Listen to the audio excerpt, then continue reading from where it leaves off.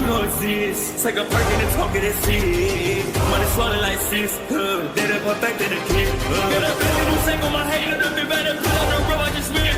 I know we got $1 million. The devil that shit ain't not cheap again. Hello and welcome back, fellow anime lovers, to MangaMuse. I am delighted to have you join us once again in the world of fanfiction and fantasy. This is the 17th part of What If Deku Finds Ben's Watch Ultimatrix. Special note, this fanfic is written in a masterpiece of the incredible Muffin on FANFICTIONnet. Do check and support the author too. Now smash the like, share and subscribe button for more. Also press the bell icon so that you never miss such great parts. Thanks for the introduction. Now let's dive into the world. I am, curious had enough time to consider that a profound headline, and then Toga tore her throat out. Dabai sighed as he roasted another group of liberation soldiers. He took a moment to shake his hands, and then shoved them into his pockets. Yeah, I'm kinda bored too, Chimera complained, even as he caught another soldier by the face and broke her neck. Are all of these guys so weak? Kinda makes sense, Dabai said. If they were strong, they would have been recruited as heroes, right? These are all the nobodies who don't even have the guts to be villains. Chimera felt something hit him in the side. An old man had turned his arm into a spring that launched his fist forward. Too bad for the old man.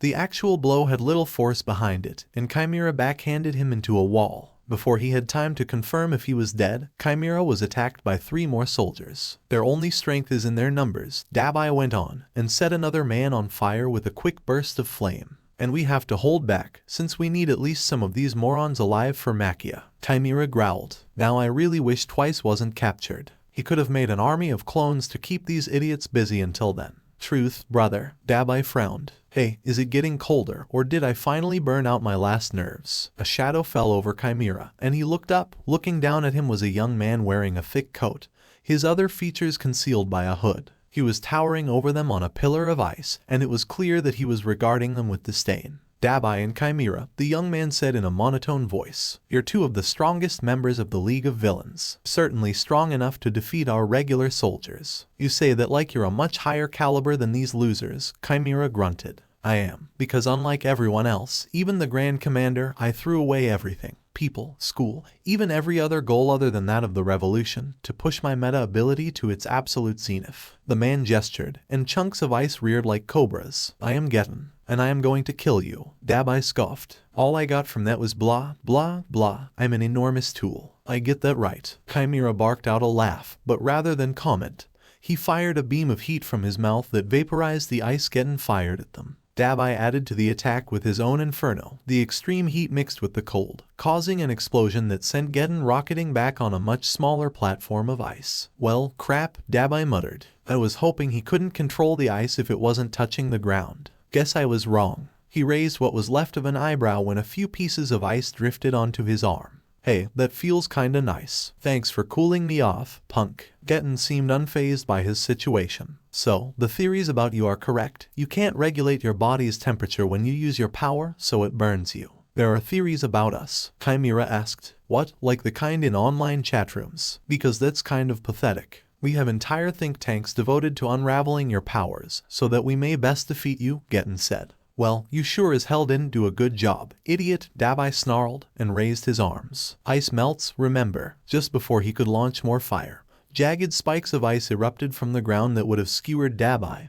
had Chimera not pulled him back in time. I don't just control ice, Getten explained. My power lets me change the temperature of water, turning it into more ice. And underneath every city is a near infinite supply of water from all the pipes. He's attacking us with frozen sewage, Chimera growled. Now I'm pissed. Same. Dabai's eyes went wide for a minute. Wait, I've got an idea. Give the little punk a show while I get ready. Got it. Chimera removed his coat and transformed into his even more bestial state. Come on, runt. Your boss said that he wants a world where the people who rule have the strongest quirks, so I'll show you where you'll be when all is said and done. Getten's features were hidden by his hood, but Chimera liked to think he looked mad as he hurled more ice. Chimera vaporized some of it with his heat beam, and smashed apart the rest with his bare fists. You won't stop me forever, Getten said, and created an enormous serpent out of ice. So long as water exists, I'll never run out of power to fight you. Real full of yourself, huh? Both Chimera and Getten turned to find Dabai standing behind the ladder, one hand hovering over a ruptured sewer pipe. What are you doing? Getten asked. Dabai smiled. With his burns and stitches, it was a disturbing sight. You pulled all that water from the sewers, but I noticed that the ice didn't smell bad. I'm guessing your quirk separates the water from everything else when you use it. Your point. Flames grew around Dabai's hand. My point is that even though it's leaving the pipes now, there's still plenty of methane around and you're standing right over it. Getten immediately tried to move his ice platform away, but it was too late. Blue fire erupted, and the flames traveled down the pipes, detonating as it went. The fire blocked his vision, but Getten could still hear Dabai's mad laughter before everything went dark and silent. Quite the performance, Compress said when the ground stopped shuddering. Dabai can be quite the showman, though he does tend to overuse the pyrotechnics. 9 raised an eyebrow. His quirk is all about fire. Well, yes, but some subtlety wouldn't be too much to ask, would it? Compress looked around. Strange that we haven't been attacked in a while. Perhaps they are too afraid of your strength to risk fighting you. I don't think that's completely accurate. 9 continued on his way to the tower. I've been thinking about what little we know about these people. They hold the strength of someone's quirk as their most important feature. Yes, Compress said slowly. What are you getting at? If their quirks are so important to them, how terrifying is someone who can steal quirks? Compress froze for a moment. Oh, I see your point, but how would they know you can do that? I've stolen my share of quirks before, although it was never made public. Still, if Redistro runs Detonarat, I wouldn't be surprised if he could use those kinds of resources to uncover more than what the police reported. You're quite intuitive, meta thief. Both villains tensed as a van drove down the street towards them. Standing on top of the van was a man in a tailored suit and glasses, speaking into a megaphone. If there is something the oppressors of meta abilities wish to hide, the Grand Commander makes it his business to find out what it is. Hanabata Koku. Only Compress Mask hid his open mouth. I'll admit, I wasn't expecting the leader of the Hearts and Minds Party to be a member of this. Wait, he's always making speeches about how people should change the current system. If anything, I'm surprised he wasn't exposed by now. Hanabata's van slowed to a stop. Behind him, hundreds of Liberation soldiers gathered. You are an abomination. 9. You steal the natural rights of good people and twist them to your own selfish desires. We will not allow you to rob anyone else. I don't think they like you very much, Compress said. I don't care. 9's fingers glowed as he readied to fire his bullet laser quirk. I'll thin their numbers. Deal with any who get too close. It was a sign of how nervous Mr. Compress was, and a reminder that he wasn't nearly as much of a fighter as the rest of the league, that he didn't verbally reply. With a wordless cry, the crowd around Hanabata charged. Dozens were cut down in seconds as 9's quirk ripped through them, and plenty more were badly injured. The calm detachment with which he killed so many Liberation soldiers brought the survivors up short, and it looked like they might break and run. Do not be afraid, Hanabata shouted, and now he was wearing a full-face helmet that looked like it had tiny speakers over the mouth. 9 is the antithesis of everything we represent. No price is too great if it means stopping him, and those who fall will be remembered forever as true heroes of the revolution. There was a shiver in the air, and 9 realized that Hanabata was using his quirk. He quickly used one of his other quirks, scanning, to see what the politician was actually doing, and was impressed. He incites those who believe in him, he told Compress. It boosts their strength and power, though it damages their bodies in the long term. A useful quirk for leading an army of fanatics, Compress replied. I can see why he would be given a higher rank. We need him out of the way, but I'm curious about his quirk. 9 took a step forward. If I immobilize him, can you keep him contained? With pleasure. After all, the sooner we take him off the board, the easier it will be to deal with his followers. My thoughts exactly. 9 cut down more soldiers, but with Hanabata empowering them, they were able to take a few steps before their bodies realized they were already dead. I'll cut a path through them. Hanabata quickly realized what they were trying to do and tried to have his van back up, but the seething mass of his own soldiers meant that he was effectively trapped. 9 unleashed a pair of hydras from his back that smashed through not just the front ranks of the crowd, but also the engine block of the van. Hanabata tumbled to the street, only to get swept up by a hydra and brought over to Compress. With a flourish, Compress turned the politician into a glittering marble. As they'd hoped, Hanabata's quirk stopped working as soon as he was transformed, and the crowd became more fearful than aggressive. Your leader is defeated, Compress shouted theatrically. You now have 3 choices: surrender, flee, or die. Personally, I would choose one of the options that doesn't end up with you making a mess on the street. Compress was disappointed when the crowd regained its collective nerve, roared, and charged right at him. focused as they were on Compress and rescuing Hanabata, they didn't realize that the sky had become thick with clouds. Thunder roared, lightning flashed, and 9 unleashed his most powerful quirk, to devastating effect. When the storm dissipated, almost all of Hanabata's soldiers were dead or badly injured, and the rest were finally fleeing. Now that was a showstopper. Compress turned to congratulate 9, only to see him fall into one knee and breathing heavily. "Goodness, are you all right?" "No," 9 wheezed. "My quirk. I can't handle the power. It damages my body severely. That's why I need a powerful healing quirk to counteract it." "What about the one you have?" Compress asked. "It's slow," 9 admitted. "I need time to rest and let it work." "Then allow me to give you that time." Compress held out his hand. "I'll use my quirk on you. It will keep you safe until things calm down and you can recover." 9 said nothing for a moment and then reached out. "Thank you." "Of course, my friend." In a flash of light, 9 was turned into a marble, which Compress neatly pocketed. "Now, I suppose I need to continue on my way to the tower as a solo act." Spinner ducked under the blow of a man whose arms looked like cacti and slashed his attacker across the chest. It was far easier to do now that he used a collection of regular blades, as opposed to the weaponized bundle he'd used in Camino. Looking back, he wanted to kick himself for using something so inefficient and cumbersome. No wonder Stain never used anything like that.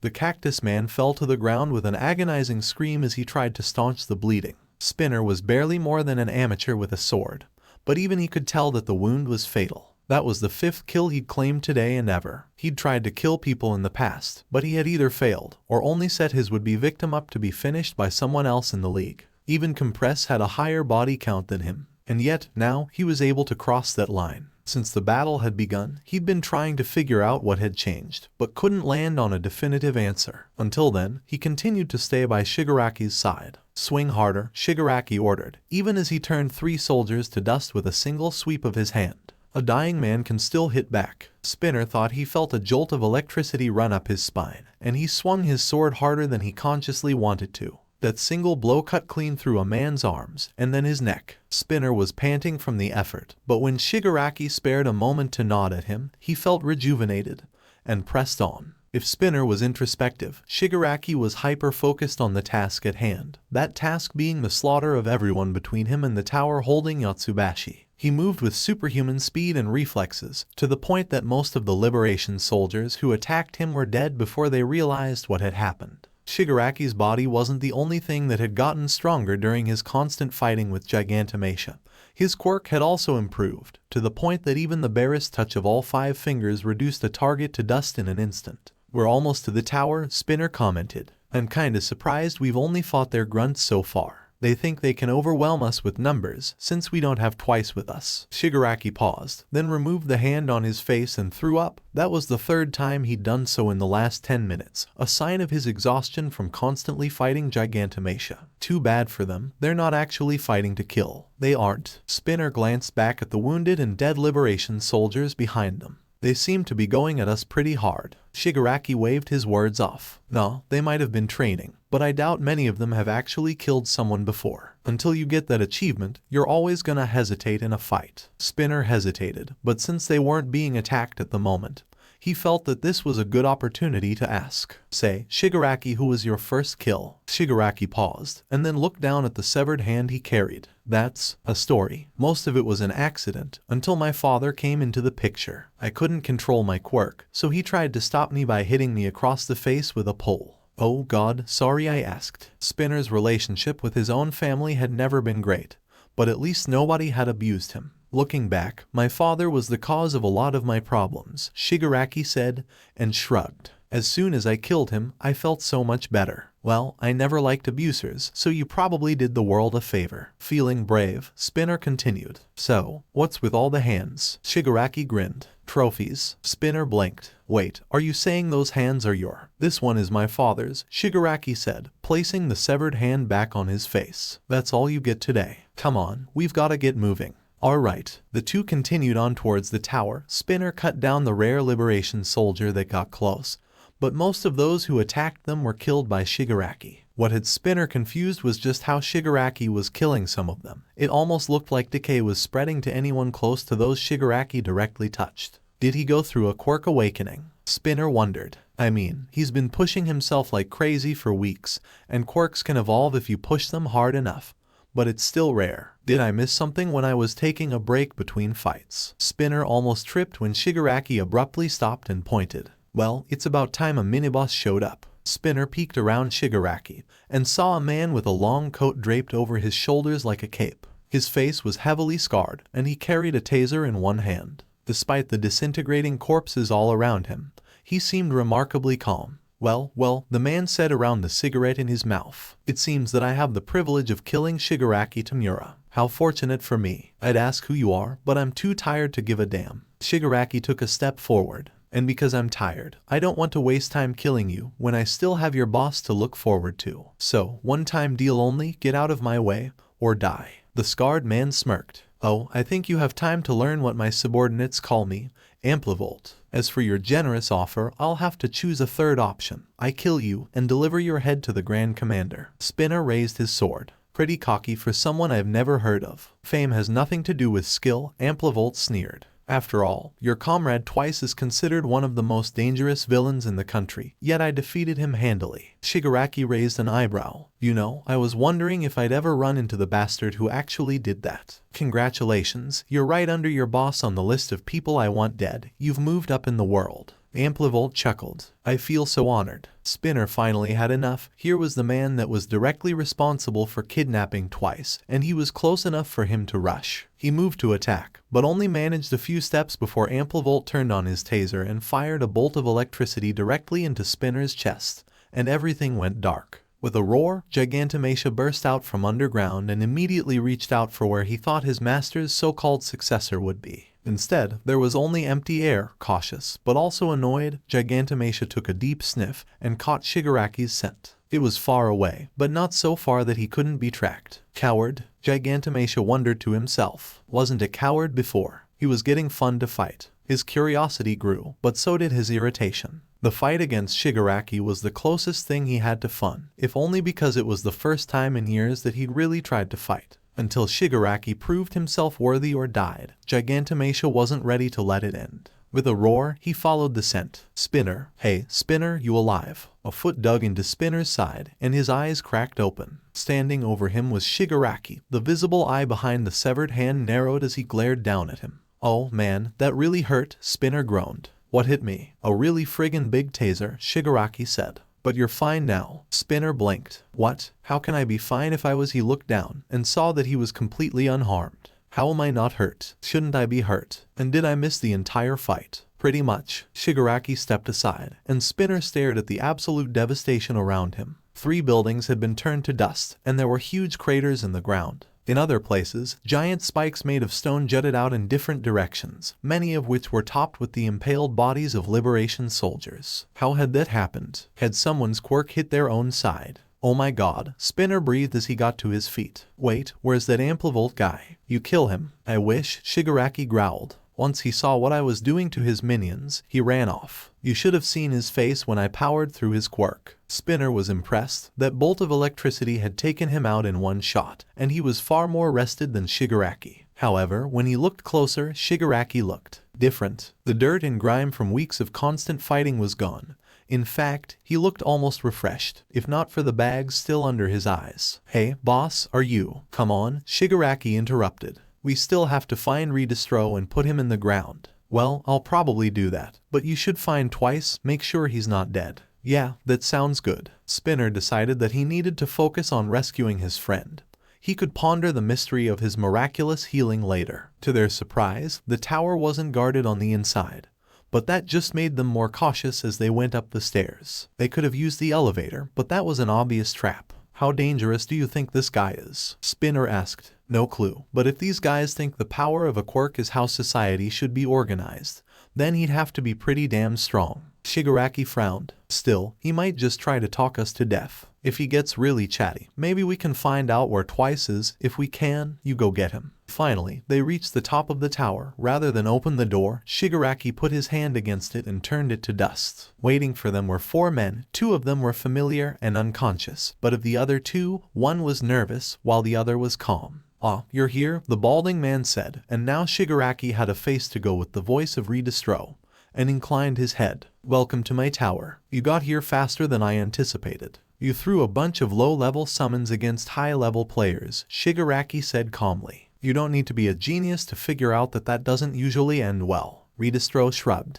I thought the conviction of my followers would equal your savagery, but I was wrong. Shigaraki slowly flexed his fingers. He didn't fail to notice that the spot on Yatsubashi's head was writhing and growing at a steady rate. Okay, jackass, here's what's gonna happen. We're taking Twice and Jurin back, and if you try to stop us, I'll make sure you die slowly. And what happens if I don't stop you? Ridestro asked. Shigaraki smirked. Oh, you're still gonna die, but I'll make it quick. Spinner glanced at the other Liberation officer present. The man was cowering behind his laptop and was muttering under his breath about how impossible this all was. If Shigaraki could keep Ridestro busy, Spinner didn't see any problems with dealing with some techie before rescuing his friends. Get going, Shigaraki said to him, despite not taking his eyes off Yatsubashi. Spinner raised his sword and headed towards the long-haired man, who wisely backed off. Though he kept one eye on the man, most of Spinner's attention was on Twice, more specifically, his hands. They were crushed to a pulp and barely hanging on to what was left of his wrists. Only some professional first aid treatment had kept him from bleeding out, but without extensive reconstructive surgery or a powerful healing quirk,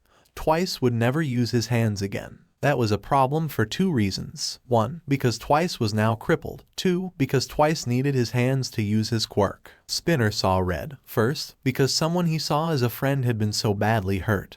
And second, because Twice had devoted himself so completely to the league, but without his quirk, he was all but useless. Before he quite knew what he was doing, Spinner had driven his sword through the long-haired man's shoulder and pinned him to a wall. You bastard, Spinner growled. How could you do that to him? It wasn't me. Skeptic whimpered. Ridestro saw Bubegawara as a threat, and when he insulted us. Despite his fury, Spinner couldn't bring himself to kill someone who wasn't even trying to fight back. Instead, he punched him until he sank into unconsciousness. By the time Skeptic hit the floor, Spinner had all but forgotten about him and was back to checking on Twice. If anything, his injuries looked even worse. Come on, Shigaraki, he muttered as he tried to do anything to help his friend. Make the bastard pay. Dabai raised an eyebrow when the ground began to tremble. Do you feel that? Chimera puffed away at his cigar for a moment. Smelled him before I felt him. The big guy is on his way. Dabai glanced around and did a rough estimate in his head. I think we went a little too far. There might not be enough of these guys to slow Gigantomachia down.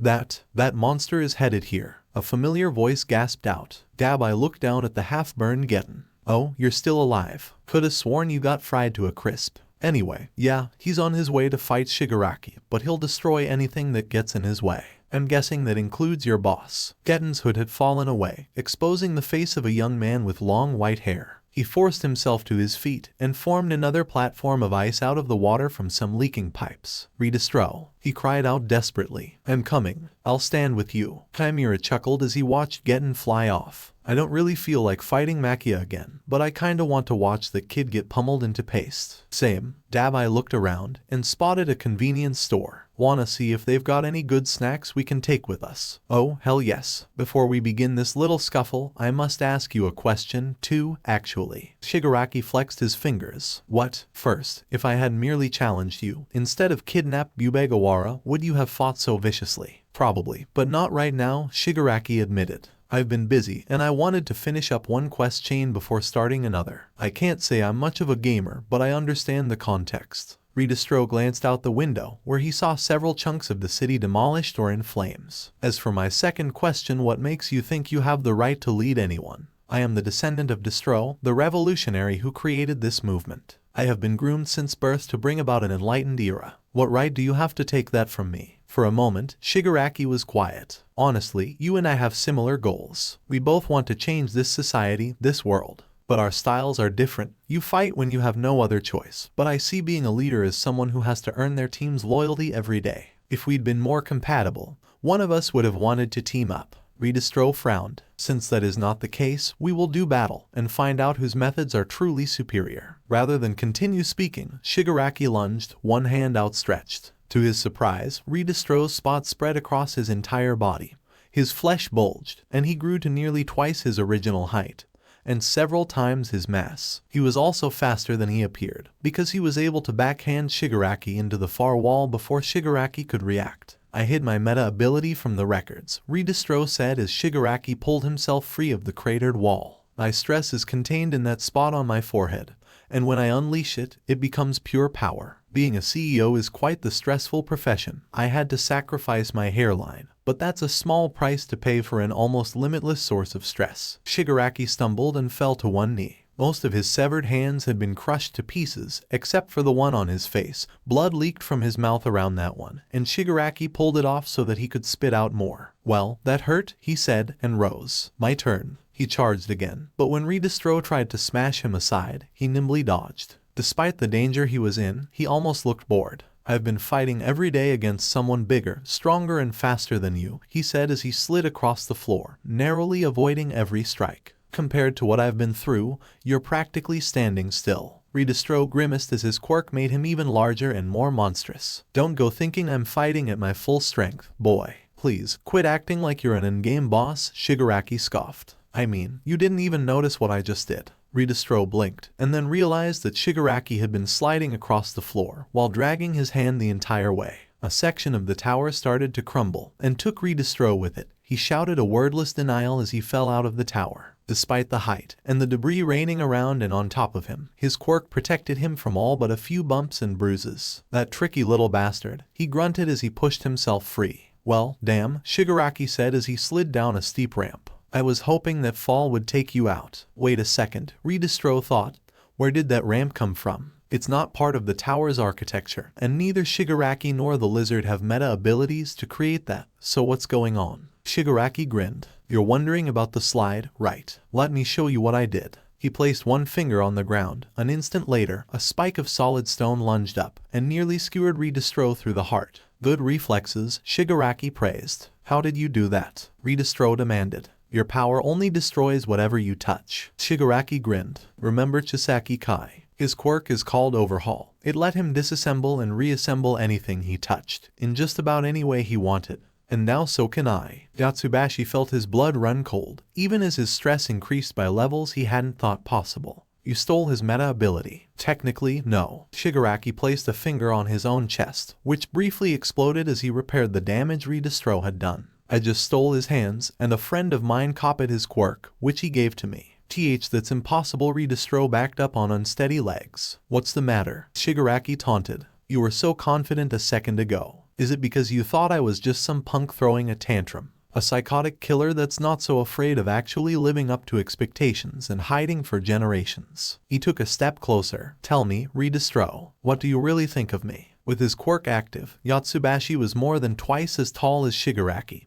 Even so, the aura of sheer malice and willpower made the younger man seem to tower over him. His face disappeared in shadows, but his eyes glowed with otherworldly light, his grin stretched inhumanly wide, and the ground itself seemed to writhe in terror. All that lasted for only a second, but the inhuman charisma Shigaraki displayed reached into the souls of everyone who saw him. That included not just Yatsubashi, but also the League members and Liberation soldiers that were arriving on the scene, and even Gigantomachia as he stormed up. "It's over," Shigaraki said. His hand hovered over Redistro's face, and the defeated man absently wondered when he had fallen to his knees. "I was gonna kill you, but now I want to ask, what do you want to do? Do you want to die for your ideals, or live for mine?" Yatsubashi's quirk melted away, and he honestly considered Shigaraki's question. The MLA had been slowly growing in power over generations, with a definitive goal in mind, but without an official timeline. They had just been waiting for the right time to step out of the shadows at least. That was what Yatsubashi had told himself for years. Until now, he had never considered that he might have been stalling, too scared to actually take that next step. But the League of Villains, their goals of destruction had always been ambiguous, but they had done more to further their agenda in just a few short months than the MLA had done in years. What was the best decision to make? If Yatsubashi swallowed nervously, "If I surrender and place myself under your command, would you throw away our ideals?" Shigaraki thought about it for a moment. "No. You say you want to rebuild society where those with the strongest quirks rule, right? Well, that's not too far off from what I want. I want to tear down this world and rebuild it where we can do whatever we want, and the only ones who can stop us are those who are stronger. I just plan on being the very strongest. Whether you get a seat at the table or a hole in the ground, that's up to you." Master the ground shook as Gigantomachia knelt. Shigaraki raised an eyebrow at him. Not calling me the successor anymore, Never again, Gigantomachia rumbled. You have his drive, and your power is growing closer to his. You are my master, and mine, Yotsubashi quickly added, and even prostrated, much to the shock of his soldiers. It would be foolish, nay, suicidal, to stand against you. When serving you creates the world I was too frightened to fight for. Shigaraki nodded. Tell your men to stand down, and explain that you're all working for me. My people are all here, so they know that we're not fighting anymore. He stopped. Oh, right, there's the matter of twice. Yotsubashi nodded hurriedly. I have access to the best doctors in the world, Grand Commander. We'll have him fixed up in no time. I'm sure they can, Shigaraki said, but grinned and held up one hand. But aren't you forgetting what I can do now? Twice slowly cracked his eyes open, only to see a face he was worried he never would again. Toga, Jin. Toga was covered blood, sweat and grime, but at least she didn't appear injured as she grabbed him in a hug. How are you feeling? Twice was about to say that he felt awful, but that wasn't the case. In fact, he felt great, like he'd gotten a week of sleep and good food. He couldn't even remember the last time he'd felt this good. That was weird, considering the last thing he remembered was, oh crap. He snapped up to a sitting position. I got captured by those weirdos. You guys came to save me. Toga grinned and gestured behind her. Yep, we all did. Twice looked to where she pointed and saw the entire league of villains, as well as Jiren. Most of them looked like they had been in a fight. But though their clothes were dirty and torn, none of them appeared injured. Good to see you awake. Twice, Shigaraki said. Twice noticed that he was now only wearing the hand on his face, and that the others were gone. I was starting to think I'd have to overhaul you again, in case I messed up. Twice blinked. Overhaul? What? Did I miss something? He pointed to a face he didn't recognize. And who's that guy wearing Dabai's clothes? It's me, moron, Dabai's voice said through an unfamiliar mouth. Shigaraki fixed my burns, is all. Oh. Twice blinked again. Wait, what? Since when could he do that? Shigaraki chuckled. You missed a lot. I'll fill you in when you meet our new army. I thought I was your army. Spinner grinned and clapped his shoulder. Well, now we got another. Okay, Twice rubbed his temples, trying to ward off a headache. I really did miss a lot. Word trickled down to the thousands of liberation operatives across Japan about the battle in Deku City. Within an hour, the organization knew the details before the media got the first whiff of a story. With the backing of Redistro, Shigaraki Tamura and the League of Villains had inherited, not usurped, which Redistro had stressed, the entire Meta Liberation Army. In his office, Hawks read the coded message for the third time, before finally destroying it. He looked down at his trembling hands as he contemplated the enormity of the development. The MLA had been a looming threat, yes, but they had also been predictable. And other than their numbers, they had been considered fairly weak. With the League in the mix, things were now in flux. Even the most stable of the League, which was debatable, was difficult to predict. And Hawks had heard rumors from those within the MLA whose trust he'd earned that Shigaraki had more than one quirk. This just got a whole lot worse. Sweat dripped down Midoriya's forehead as he did one push-up after another. He had been exercising for over an hour, and he was starting to reach his limit, but he didn't want to disappoint his assistant. Come on, Izu. Eri cheered from her seat on his back. You can do it. Oh okay, Midoriya mumbled, and paused when Eri reached over to wipe away the sweat on his face with a rag. Thanks, Eri-chan. Go, Izu. Midoriya didn't know why Uraraka had asked Eri to sit on his back while he did push-ups, but both girls found it funny, and he couldn't say no. On the other side of the gym, Bakugou was scowling up a storm, but he didn't dare say anything aloud. The last, and only, time he'd said something disparaging about Midoriya's pseudo-paternal relationship with Eri, Kirishima had told him in no uncertain terms that he wouldn't make it out the door if he did it again. Speaking of Kirishima, he was spotting for Bakugou as he lifted weights. He was also the only one who was actually willing to help him out, since the rest of the class was just done with the constant insults and put-downs. Come on, man, just 5 more, and you'll beat your record, Kirishima encouraged. Whatever, Bakugou grunted, and forced himself to lift the weights 5 more times. There, I'm FFF. He paused when Kirishima gave him a warning look and pointed at Eri. Freaking done. I'm gonna hit the showers. Kirishima waved as he stormed off. He resisted the urge to make something explode as he got into a stall and washed away his volatile sweat. It bothered him to no end that Midoriya was still ahead of him, and there wasn't anything he could do to catch up. He'd gone on more internships, more work studies, defeated more villains, and most importantly, to him, Midoriya had an unbroken streak of wins against him. Sometimes, he wished things were back to the way they were, with quirkless Deku cowering in fear of his every move. Lording it over the loser had never failed to brighten his day. But whenever those thoughts formed, others would rear their ugly heads. He now knew that Midoriya had come close to full-blown depression because of him, and however much he despised the once quirkless boy,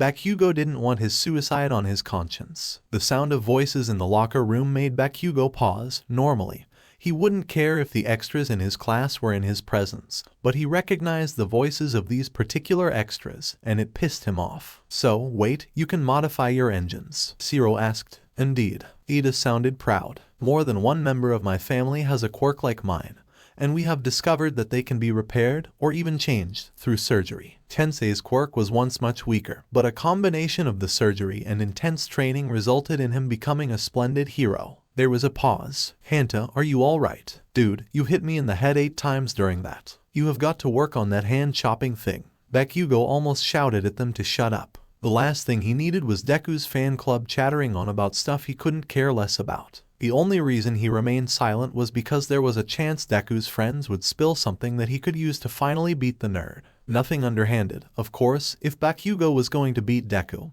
he would do it by being stronger, faster, and better. By the way, Tenya, do you think you and Momo could watch Yuri tonight? I heard Izuku and Ochako talking about a date, and I thought we could do them a solid. I will ask Momo, but I have no issues. Ida paused. Why did you not volunteer? Well, I've got plans with Sue. Ida sighed. Ah, I see. Very well. Thanks, ma'am. Bakugou's eyes narrowed. So, Deku and his girlfriend were going to take the night off. Well, that just meant Bakugou could get in some extra training. It wasn't the breakthrough he was looking for, but it was better than nothing.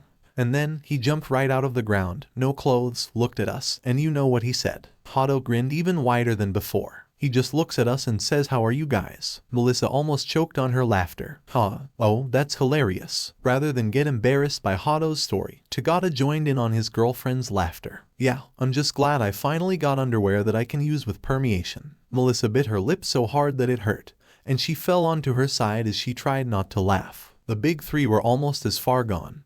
They had been on internships all week, and crime was on the rise, so some honest laughter was exactly what they needed. Hey, kids, try not to kill the poor girl, would you? Tagata whirled, or tried to, since he was sitting down, and just ended up flopping over. Gran Torino, what brings you here? He is with me, Sir Night-Eye said as he stepped around the corner. We are compiling notes with Nezu for an upcoming operation. He sighed at the inquisitive looks on the students. I apologize, but this particular case goes well beyond what you are authorized to know. If that changes, you will be informed. Gran Torino scowled and smacked the tall man with his cane. You came here to do boring stuff. I came here to scare the crap out of Toshinori. Where is he? I think he's in one of the classrooms that got closed, Melissa said, and got out of her chair. I can take you there. Thanks, kiddo. Gran Torino grinned up at All Might's former sidekick. You coming? Might-Eye sighed. I suppose I can join you, if it is on the way. He glanced at his intern. Mirio, could you find Midoriya-san and remind him that internships with me are still on offer? After what happened with Hawks, he might prefer a less exciting weekend. Sure thing, sir. Tagata sprang to his feet. He dragged Amajiki out of his chair, while Hato needed no such encouragement. Come on, guys, I think we can get him before his date. Gran Torino chuckled as the third years left. That Midoriya kid sure has a lot going on, huh? He wants to be a pro hero, he's got schoolwork, a girlfriend, and he's taking care of that little girl. I'm surprised he hasn't had a breakdown.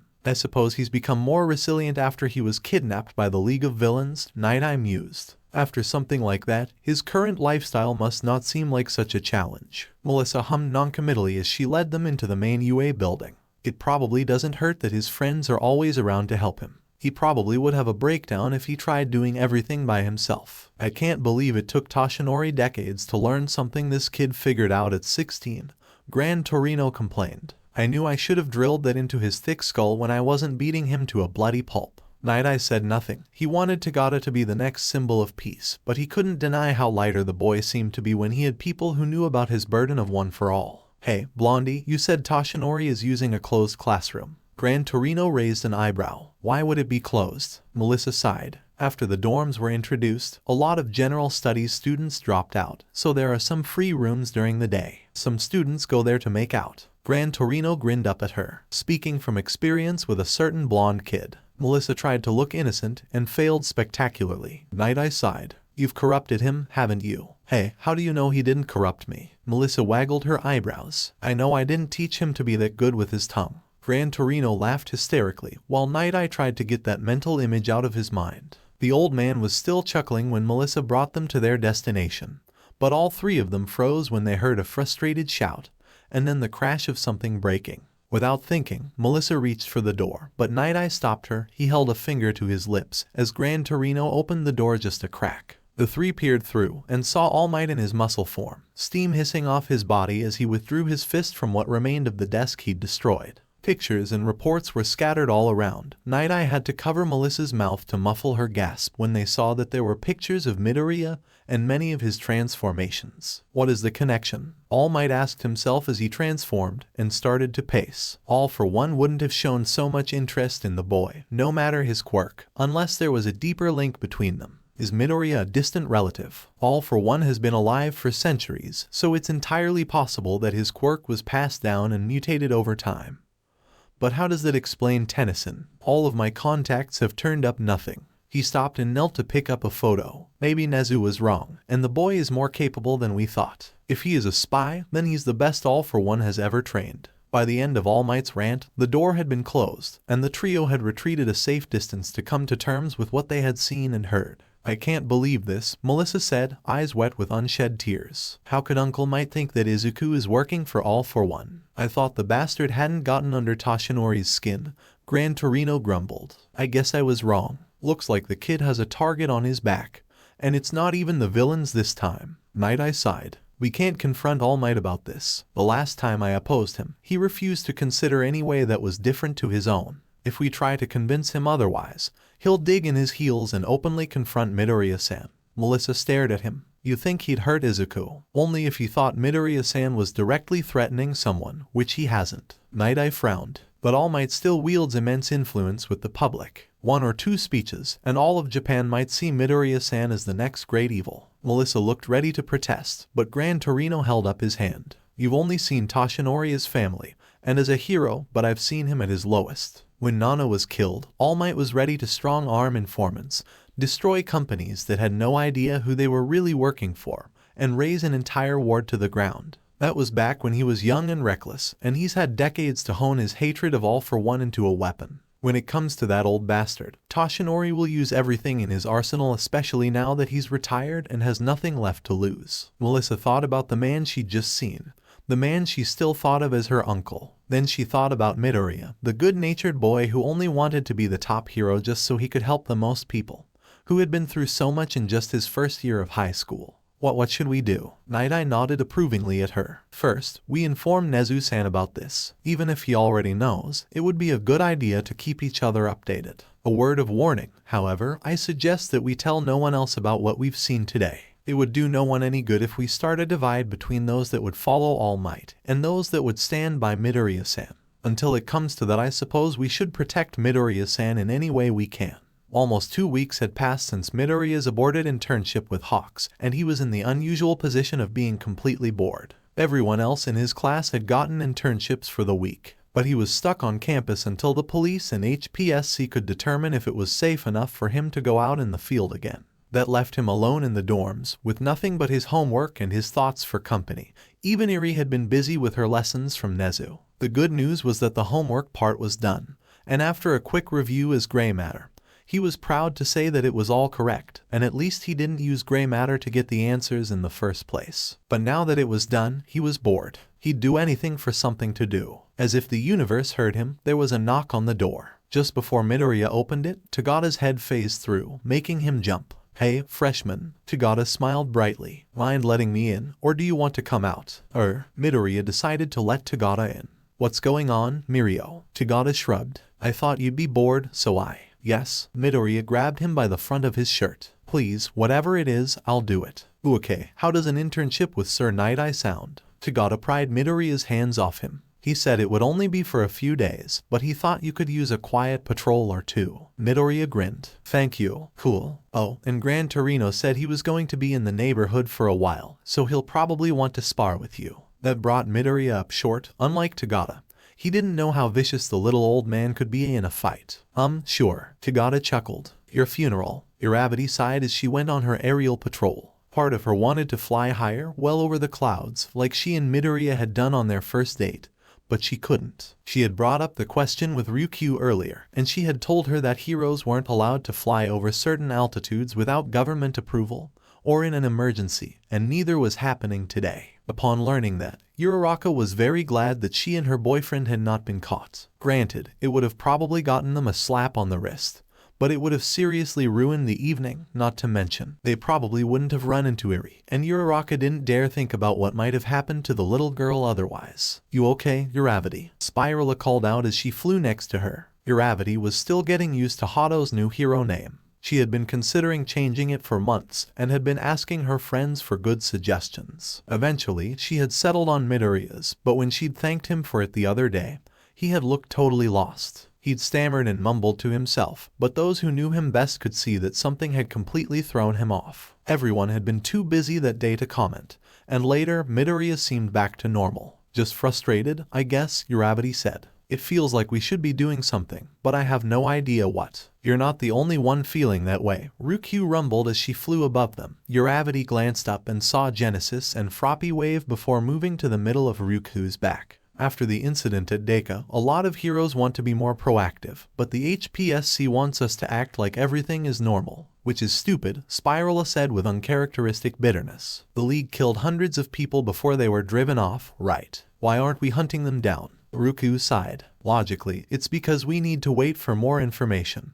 But that doesn't stop everyone from wanting to flood the country with heroes." The attack at Deku City had been a major topic of conversation for a while. The League had snuck in while the local heroes had been investigating another matter, and when they had been discovered, there had been panic. People without training had formed mobs to drive the villains out, but the casualties had been staggering. It was considered the biggest loss of life from a villain attack in over 20 years. Still, the internet was abuzz with discussion about whether or not the civilians should have gotten involved, and it was raising debate on legal quirk use. Now it was Spirala's turn to sigh. "We need a distraction, or I'm gonna be mopey all day." Uravity looked down at the city below them and spotted a familiar mop of pink hair. "Well, we could say hi to Mina." Ryukyu smiled. "All right, let's take a break." The all-girl team landed. They earned some applause from some nearby civilians when Genesis and Froppy gracefully hopped off Ryukyu's back just before she transformed, and all three of them landed on the sidewalk at the same time. "Trying to show me up," Sky Dancer teased, hands on her hips. "Seriously, I give you a 9 for synchronicity." Ryukyu smiled.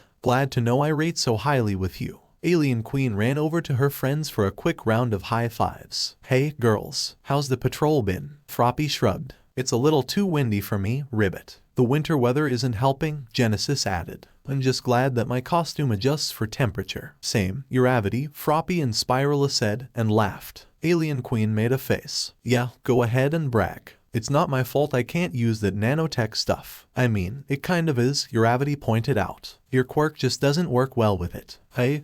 Spirala grabbed Alien Queen by the shoulder. "Are you on a break yet? We should totally grab lunch together." Ryukyu looked to Sky Dancer. "Well, are you free?" "Only if you're buying Miss Top 10. The girls of the Rising Stars weren't the only ones meeting up. Not long after Tagata had brought Midoriya to Night Eye's agency, they were on their way to Tokyo to meet up with Endeavor. "There are a few logistical matters left over from the 8 Precepts raid that I want to discuss with him," Night Eye explained as he drove the car. "During the lead up to the raid, I noticed a few deficiencies between how the heroes and police cooperated. With the new top heroes support, I plan to present a motion later this month to help facilitate more efficiency." "Why are you only doing this now?" Midoriya asked. "Unfortunately, we are both very busy," Night Eye said. "It wasn't until now that our schedules aligned, and even then, it will only be for a few hours. I trust that you two will be able to handle a patrol with Endeavor's team while he and I speak." "Of course, sir." Tagata saluted, and then grabbed Midoriya in a headlock. "I'll make sure this one doesn't get into any trouble." Midoriya gave him a look. "Huh? Don't give me that. Almost every time you've gone outside this year, you've either been attacked or done the attacking."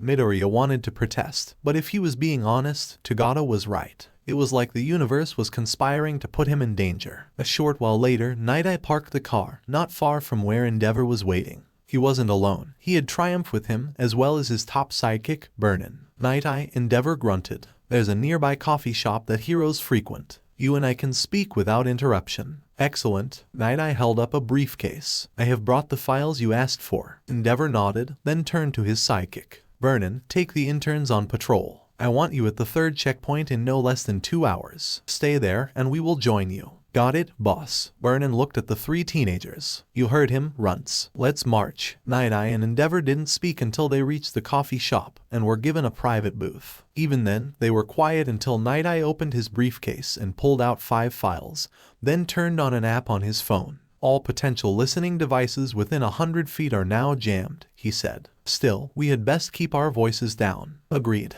Now, I assume you are up to date with Hawk's intel. Yes, the League's takeover of the Meta Liberation Army is one of the worst possible scenarios. What is more concerning are the heroes who are part of this conspiracy. Traitors, Endeavor growled. How many has Hawks identified? That is currently unknown. To ensure operational security, each task force is only made aware of the traitors in their sector. However, I believe there are as many as 100. Thankfully, those in our sector are not particularly strong. It seems that many of those with weaker quirks were chosen specifically because they aren't noticed very often. Endeavor looked at the first file. I don't even know who this is. Whipcord, Night Eye said. His quirk creates a thin whip of air that he can control at will. It is strong enough to cut into concrete, but it only lasts for as long as he can maintain a whistle. We have strong evidence to suggest that he will be placed at Jaku Hospital as security for Target 2. The doctor, Endeavor muttered behind one hand. I can't believe someone would ever want to create those Namu. And there is much we still don't know. Capturing him is our top priority, except for Target 1. And we're sure he'll be at the hospital. We've tracked the supplies Target 2 has been moving. Night Eye looked haunted. If our intel is correct, and I have no reason to suspect otherwise, the procedure will not be even close to complete when our operation begins. At least there's that. Endeavor sighed. What about the interns? Despite their power, I can't condone putting them on the front lines, not when this battle should be our responsibility. Believe me, I agree with you, but those above us are not as burdened by principles as we are. I am not certain about your son, but I know that Deku and Lemillion will be ordered to the front. Endeavor leaned forward.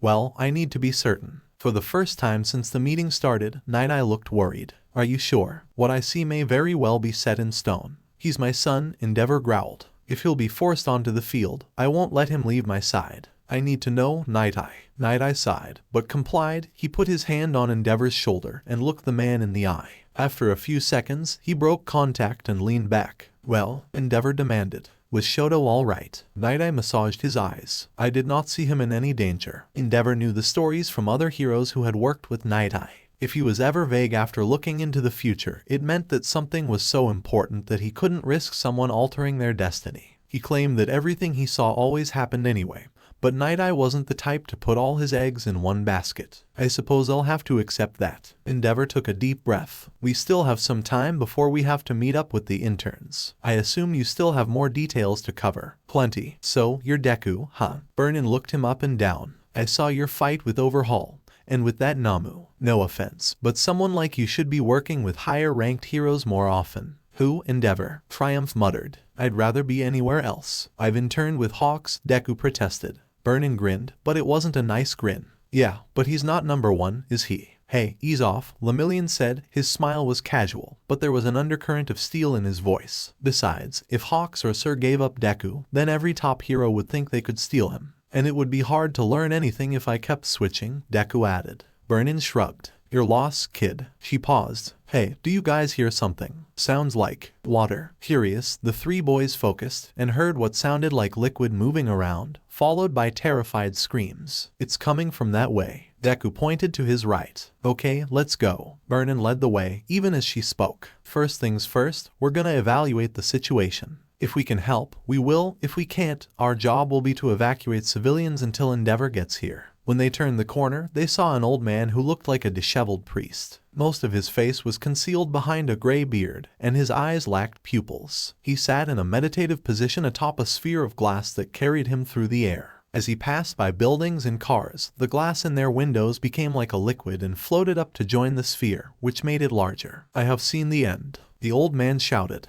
The stars weep, for they have died and been reborn. Their tears will shed the truth upon the world, exposing the violation upon our very souls. Humanity is a fraud, monsters hiding behind smiles, but it will all come crashing down with the rise of Entropic King. Lemillion blinked. Okay, scale of 1 to 10 on the crazy scale. This guy's an 11, right? No, just a 10, Triumph said. He's using complete sentences. Good point. Lemillion looked around at the civilians fleeing for their lives. Vernon, what's the plan? The psychic took a moment. Right, okay. Triumph. Make some barriers over the civilians, just in case that glass comes crashing down. Deku, you've got forms with fire, right? You and I are on defense. We'll melt the glass if he tries attacking with it. Lemillion, see if you can get up there and take him down, gently, since he's old. Some of the civilians cheered as Triumph protected them with a tunnel of ice, while Burnin and Heat Blast ran by. Boosting his power with One for All, Lemillion jumped up to the old man's level and kept himself in place with his newest quirk, Float. The shining fool. The old man shouted,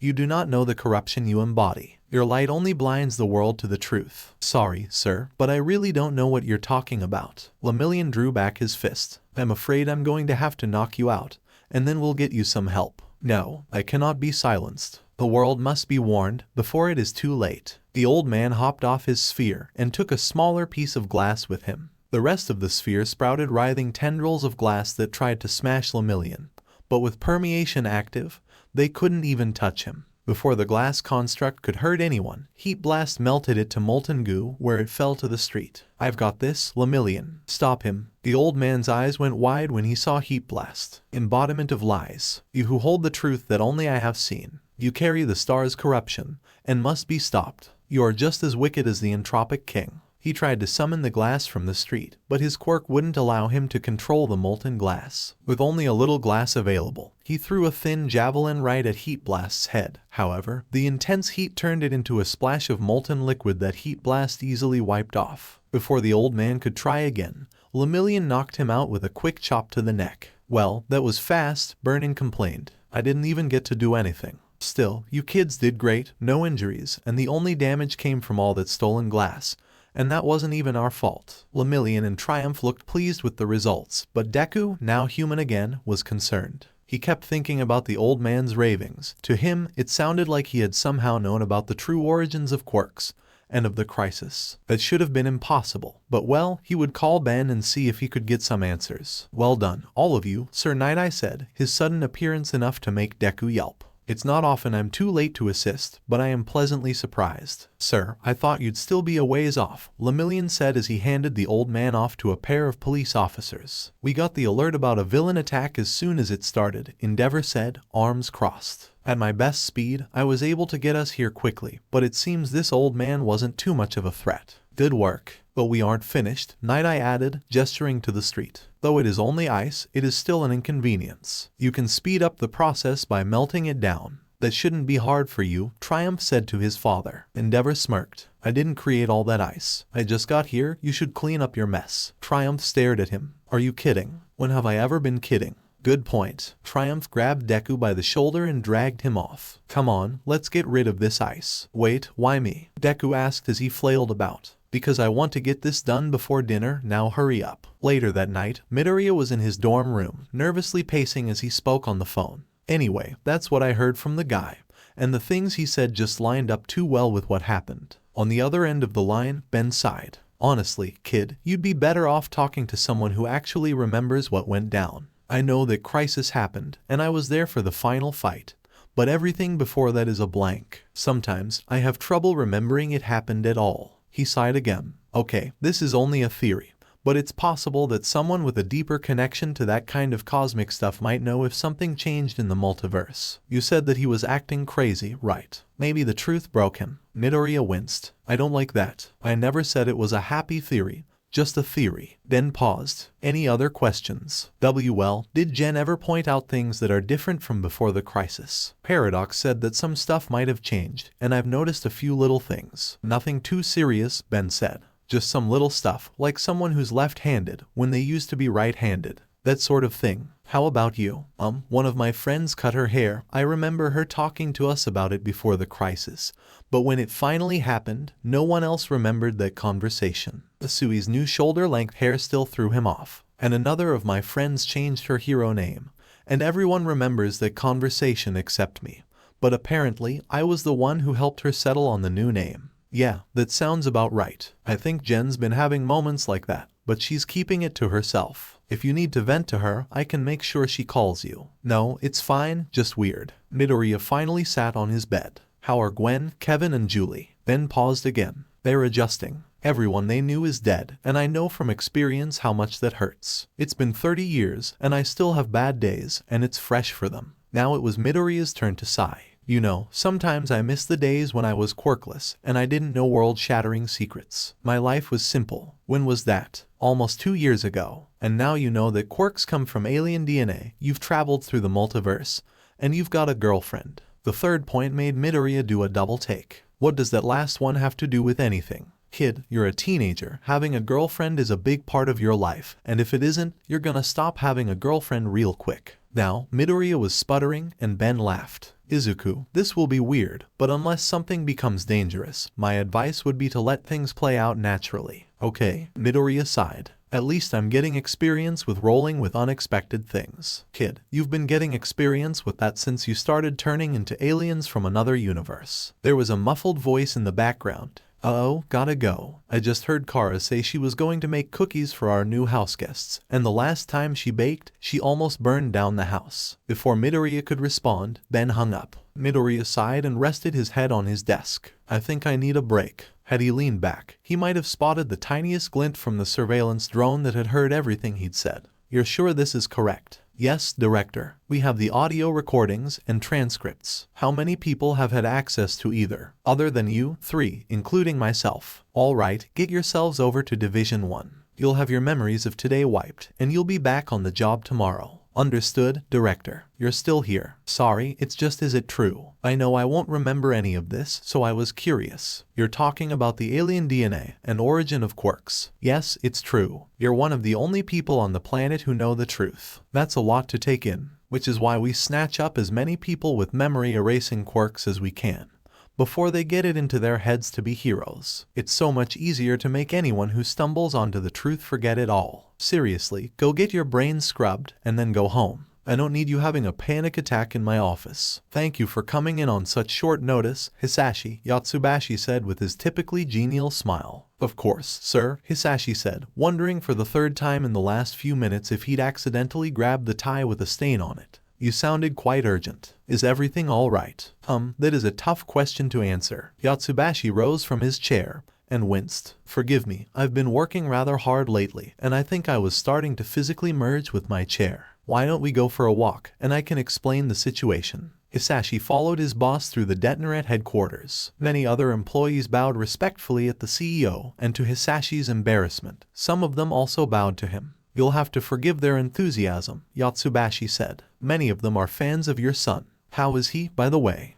He's fine, Hisashi said. He told me how he helped stop a man who was clearly mentally unwell, and was using his quirk to put civilians in danger. Yatsubashi raised an eyebrow. I noticed you didn't call the man a villain. That word gets tossed around quite often these days. Hisashi shrugged. Apparently, his mental state is causing some debate on whether or not he will even be tried. How sad, but at least your son is doing well. Yatsubashi turned a corner and led Hisashi down a corridor he wasn't familiar with. Now, back to why I wanted to talk to you. Long ago, during the first generation of quirks, there was a woman who had a child. His meta ability wasn't very strong, like most of that first generation, but he was ostracized by society for a simple cosmetic difference from what humanity considered normal for the time. His mother begged and pleaded on behalf of her son that he would not be mistreated for a biological quirk. Years later, her message was rediscovered by the government, and that was how the term quirk was applied. Hisashi nodded. Even though Yatsubashi didn't look at him, that story was taught to everyone, and was considered the first step towards quirks being accepted into society. That woman's son took up his mother's message, but applied to it all people. It was a noble dream, especially when those without powers vastly outnumbered those who did. He led protests, rallies, fundraisers, everything he could to protect those who were being persecuted. It was never enough. Bigots attacked those with meta powers, avoided their shops, and burned down their homes. Discrimination was at its highest in human history, but that man refused to back down. Eventually, after a group of truly despicable people murdered an entire family under his protection, he decided that violence could only be met with violence. He took on the name Destro and organized his followers into an army. Unfortunately, while they had righteous fury, they didn't have anything else needed for a successful war, and they were quickly defeated. Destro was captured and put in prison. Before he took his own life, he managed to smuggle out his manifesto, which was published by sympathizers. Again, this was all common knowledge to Hisashi. The rise and fall of distro was often pointed out as a microcosm of the entire world's reaction to quirks. It just happened to occur in Japan first, which ended up putting the Japanese just ahead of the rest of the world in terms of accepting quirks. Yotsubashi sighed. Did you know that distro had a child? Hisashi blinked. That was news to him. No, I had no idea. I would imagine that any descendants would have kept their heads down. Oh, they certainly did. Yotsubashi smiled. They agreed with Distro's message, though his methods were rejected. At the time, with heroes on the rise, and places like Tartarus becoming adept at imprisoning people with powers, it was deemed too risky to rally an army in the open. Instead, subtler means were used. Money, politics, and carefully selected words from popular figures became the weapons of this new movement. It was slow, but over the years, many people have flocked to the liberation banner. It was only until recently that things began to change at a faster pace. At this point, the two men had stopped, which was good. Hisashi probably wouldn't have been able to put one foot in front of the other at that point. How? Hisashi swallowed nervously. Sir, how do you know all this? Yotsubashi smiled and gestured to the nearest door. Why don't I introduce you to some people? You'll understand in a moment. His curiosity overtaking his common sense, Hisashi followed his boss through the door and immediately tried to run. But Slice's hair wrapped around him and pulled him all the way inside. It wasn't just Slice, but several of the most wanted criminals in Japan. They had been sitting around a table and got up just as the door opened. You're late, 9 commented. Yotsubashi shrugged. Forgive me, I'm rather fond of Hisashi, and I wanted the chance to have a normal conversation with him before this unpleasantness began. Several thoughts were running through Hisashi's head. He wasn't stupid, and immediately realized that Yotsubashi was working with the League of Villains. More importantly, he was now in the presence of the people who had kidnapped and tried to kill his son, and for perhaps the first time in his life, he was consumed with fury. You bastards. Hisashi's quirk wasn't considered strong, but his rage empowered him, and the stream of fire that spewed from his mouth was more like a flamethrower. The fire burned through Slice's hair. He landed in a crouch, and he aimed another shot at Yotsubashi. Had the CEO been anyone else, the attack might have caused serious injury, or even death. But Yotsubashi merely held out his arm, which darkened and expanded to be larger than the rest of his body. The fire washed over the limb, but if it caused any harm, Yotsubashi didn't let it show.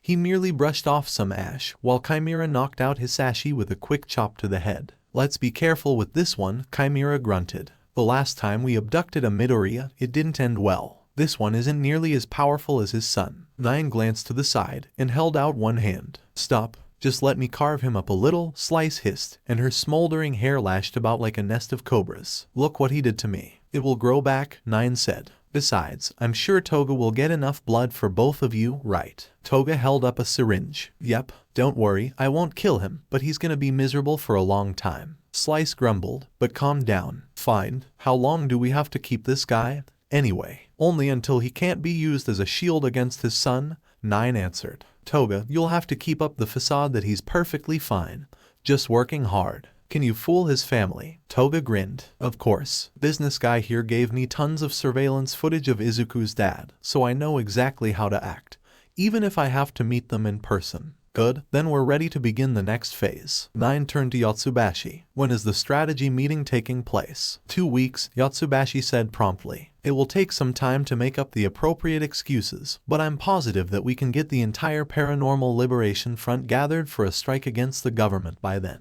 Excellent. 9 had expressed his concerns about Shigaraki's true plan, but as long as the pawns of the rechristened Paranormal Liberation Front, including Yotsubashi, did their part, Shigaraki didn't care. In truth, neither did 9. But if the former MLA had been almost undone by the League, what chance did they have against a small army of trained heroes? Well, the heroes would have to find us before we make our move, he mused, and we have twice to back them up. It doesn't matter how strong the enemy is if we have an unlimited pool of disposable forces. Several hours later, Hawks buried his face in his hands. A few of the PLF soldiers who trusted him had let him in on a rumor that the leadership had captured a particularly valuable hostage. As far as he was concerned, there were only 2 people the PLF would take hostage, and he would have heard if Midoriya and Co. was missing. This just got so much worse, he whispered, and then set about creating a coded message for Sir Night-Eye. Their plan had just developed a new wrinkle. The wheels of bureaucracy might turn slowly at times, Sir Night-Eye mused, but when they got up to speed, they delivered impressive results. He was going over the resources allocated for the upcoming Operation one last time before he headed home, and it still amazed him how many heroes, sidekicks, and interns were being assigned to this operation. Most of them still didn't even know what they'd been selected for, which had resulted in no small amount of confusion when many heroes were being given lighter patrol duties and replaced with heavier police presence. The only ones who kept to their regular schedules were the small number of heroes who had turned traitor and joined the Paranormal Liberation Front. They were being carefully watched, and every precaution was taken to ensure that they were still in the dark. Sir, Bubble Girl poked her head through his door. She was out of her costume and back to wearing civilian clothes. Centipter and I are about to leave. Are you going to close up soon? Night-Eye raised an eyebrow. Yes, I was just making sure I knew certain details about my next project. Yeah, that super secret project that you won't tell us about, Bubble Girl half joked, and then waved. All right, see you in a few days, sir. Merry Christmas. Night-Eye echoed her words, and then leaned back in his seat. Bubble Girl had always been reliable, both in the office and in the field. However, he worried that he might lose her, since she might soon quit out of shame. Her brother, after all, was a card-carrying member of the PLF. Fortunately, his files were all secure in a safe that only he knew existed, and just to be safe, if someone got through the first door, they would only find the dummy files, leaving the inner safe completely secure. Difficult though it was, Night-Eye pushed aside thoughts of intrigue and betrayal. It was Christmas Eve, and he was going to enjoy what little peace he would have in the near future. Merry Christmas, Izuku. Midoriya grinned at the chorus of voices coming from his phone. Merry Christmas to you all, too. I wish we could have sent you a present, Jen said. But, you know, that would have been suspicious. It's fine, Jen. Not for us. Ben protested. Us Tennysons love Christmas, and you're part of the family. Thanks, Midoriya said with a sniff. Kevin laughed. Way to go, old man, you made him cry. Stop calling me old. You've got gray hair, you're old. Suck it up, Tennyson. Seriously though, Kara said over the sound of Ben and Kevin bickering. How is everything? This is your first Christmas away from home, right? Why yeah, but it's fine, Midoriya assured her. I already spoke to my parents, and my friends and I are having a party downstairs in a little bit. Well, don't let us keep you, Gwen cut in, and then paused. A moment later, there was a muffled smack. If you two don't behave, I'm taping you to a wall and forcing you to watch the Rankin Base Christmas movies on repeat. Midoriya blinked. It's a legitimate threat in this house, Ken explained. Especially since the Titans and Justice League are having our own holiday party. I've got a betting pool on how many times Jen lures Bonnie under the mistletoe. Winner gets almost $400. Midoriya tried not to think about what had happened to Minda after he'd rigged up some mistletoe attached to a pole on his back. He had meant it as a joke, but when he'd accidentally gotten close to Ashido, Todoroki had dragged the whole thing outside and burned it to cinders. After that, the last time Midoriya had seen Minta, he'd been taped to the ceiling. That had been 4 hours ago. Wait, are Kevin, Gwen, and Julie going to that party? Mostly because we don't have anywhere else to go, Julie said, and Midoriya could almost see her sad shrug. But we've been training with the Titans for a couple of weeks now, and we're thinking of joining full-time. Oh, that's good, right? At least it's better than sitting around and moping, Julie said. Wait, Kara, what time is it? Ben asked in the distance. Just after. Oh, no, we're late. Gotta go, kid, Merry Christmas. With that, Ben hung up. Midoriya smiled and wiped away some stray tears. He'd been worried about the 3 refugees, but at least they were keeping busy, and he trusted Ben's family to help them. He got up from his chair, but he paused when he saw the picture of a younger Ben Tennyson on his desk. He had only spent one Christmas with Holo Ben, and it had been early in their friendship. Still, he remembered how the hologram had altered his appearance to match the season, with a Santa suit and matching beard. It had made his mother laugh until she'd cried. Looking back, it was probably the first time the Midoriyas had considered the hologram part of the family. Sorry you only got a year with us, he said sadly, and patted the picture frame. But I'll try to live enough for both of us. With that, he adjusted his outfit and put on his hat. Yaoyorozu had made each member of Class 1 a green or red Christmas costume, complete with a hat that had something unique to them on it. For Midoriya, his hat was topped by a dial identical to the OMNITRIX, and it even spun in place. He had barely gotten down the stairs when his arms were suddenly full with his girlfriend and pseudo-adopted daughter. Uraraka kissed him on the cheek, while Eri hugged him. Happy Easter, Izo, Eri cheered. Midoriya tried not to laugh. Leading up to Christmas, he and the Rising Stars had done their best to teach Eri about holidays. She'd become so excited by the prospect that she couldn't remember what to say for each one. It's Merry Christmas, Eri-chan, Uraraka said, and gave the little girl a kiss on her horn. Right? Eri smiled. Merry birthday. Uraraka squeezed her. Ooh, you're lucky you're so adorable. Midoriya grinned. Apparently, in a show of solidarity, all of the Rising Stars, as well as Eri, also wore green outfits. Uraraka's hat was topped by a pink star, while Eri's had a tiny clock that Yaoyorozu had actually created to tick backwards. Yaoyorozu herself had a hat with a tiny book, Asui had a rubber frog, Shiro had a tape dispenser, and Ida had a miniature engine that made a revving sound if you shook it. Todoroki had an interesting plastic decoration, made to look like a snowflake in front of a blazing fire. Ashido's had been a surprise, a small cube of acid-proof material, with an ounce of acid sloshing around inside.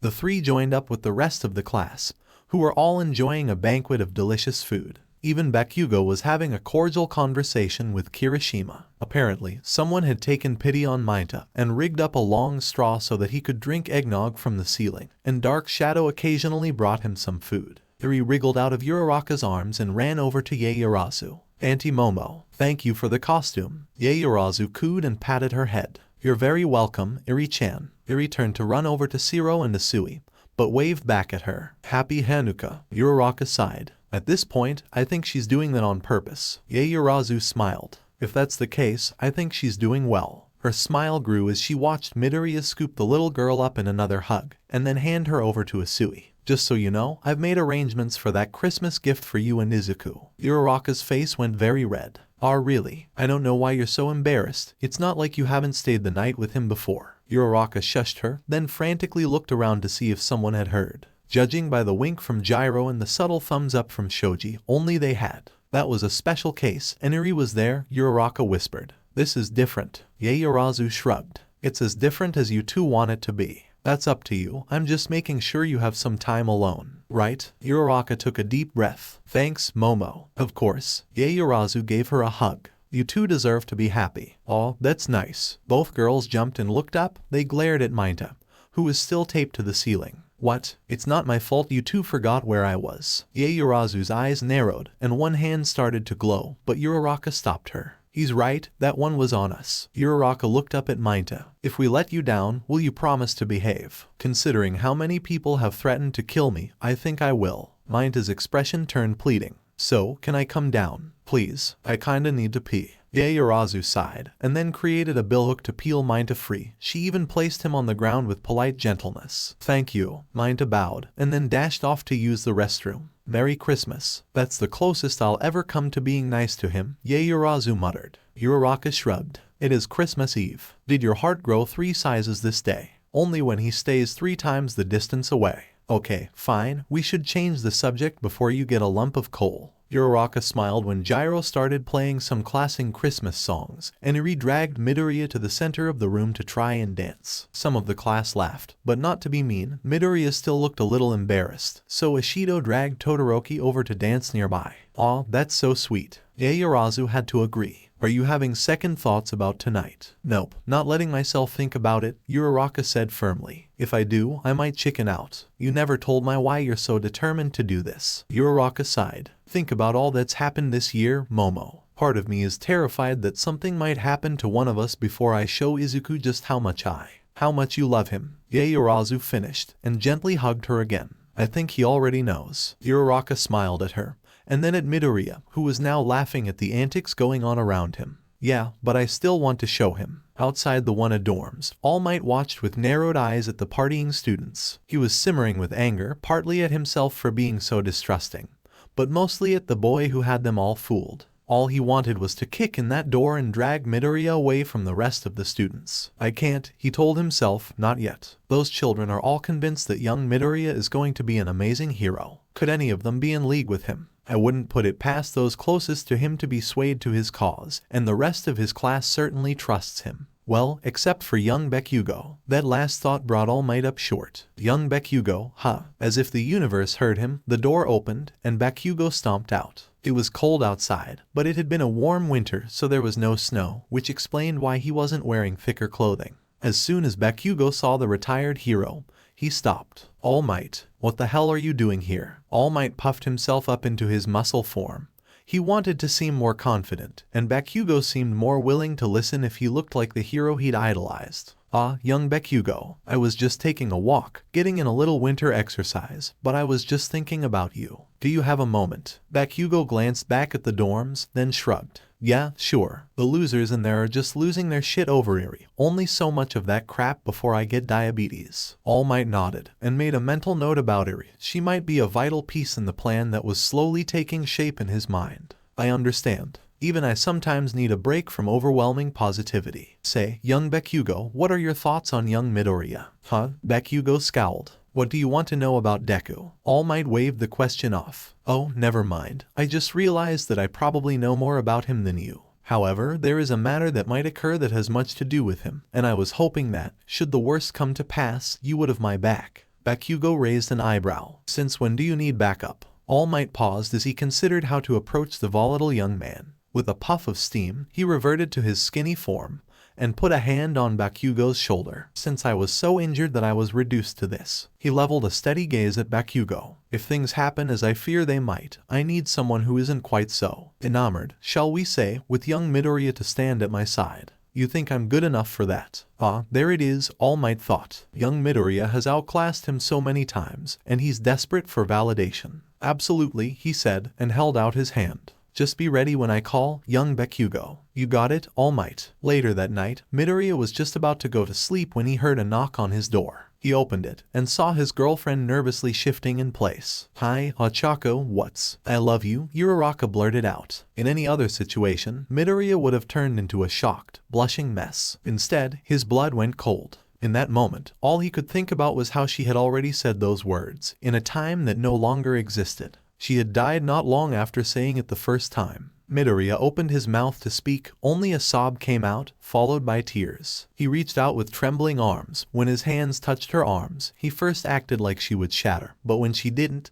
he held her hard enough to make her ribs groan in protest. Izuku, what's wrong? Of all the reactions Uraraka had expected, this certainly wasn't one of them. I can't. Midoriya's knees buckled, and Uraraka had to hold him upright. He was biting his lip to keep from screaming, and Uraraka was shocked to see blood dripping down his chin. SHH, it's okay, she said softly. Let's just go sit down. Uraraka was strong, but not strong enough to carry her limp boyfriend to his bed, so she quickly applied her quirk to make him weightless. Once he was settled, she let gravity take its hold on him. She sat next to him, not saying anything. She had no idea what to say. Instead, she just held him in her arms and let him cry his heart out. What do you need? She asked quietly once his sobbing had ebbed. Dunno, Midoriya said, his eyes screwed shut. Should I call someone? Aizawa-sensei, maybe. Aizawa was a pro hero who had seen everything, which probably included someone breaking into hysterical tears, so he might know what to do. Midoriya shook his head. Okay, what about Momo? Yaoyorozu had helped him when he'd started having anxiety during the sports festival, so maybe she could help here. Midoriya shook his head again.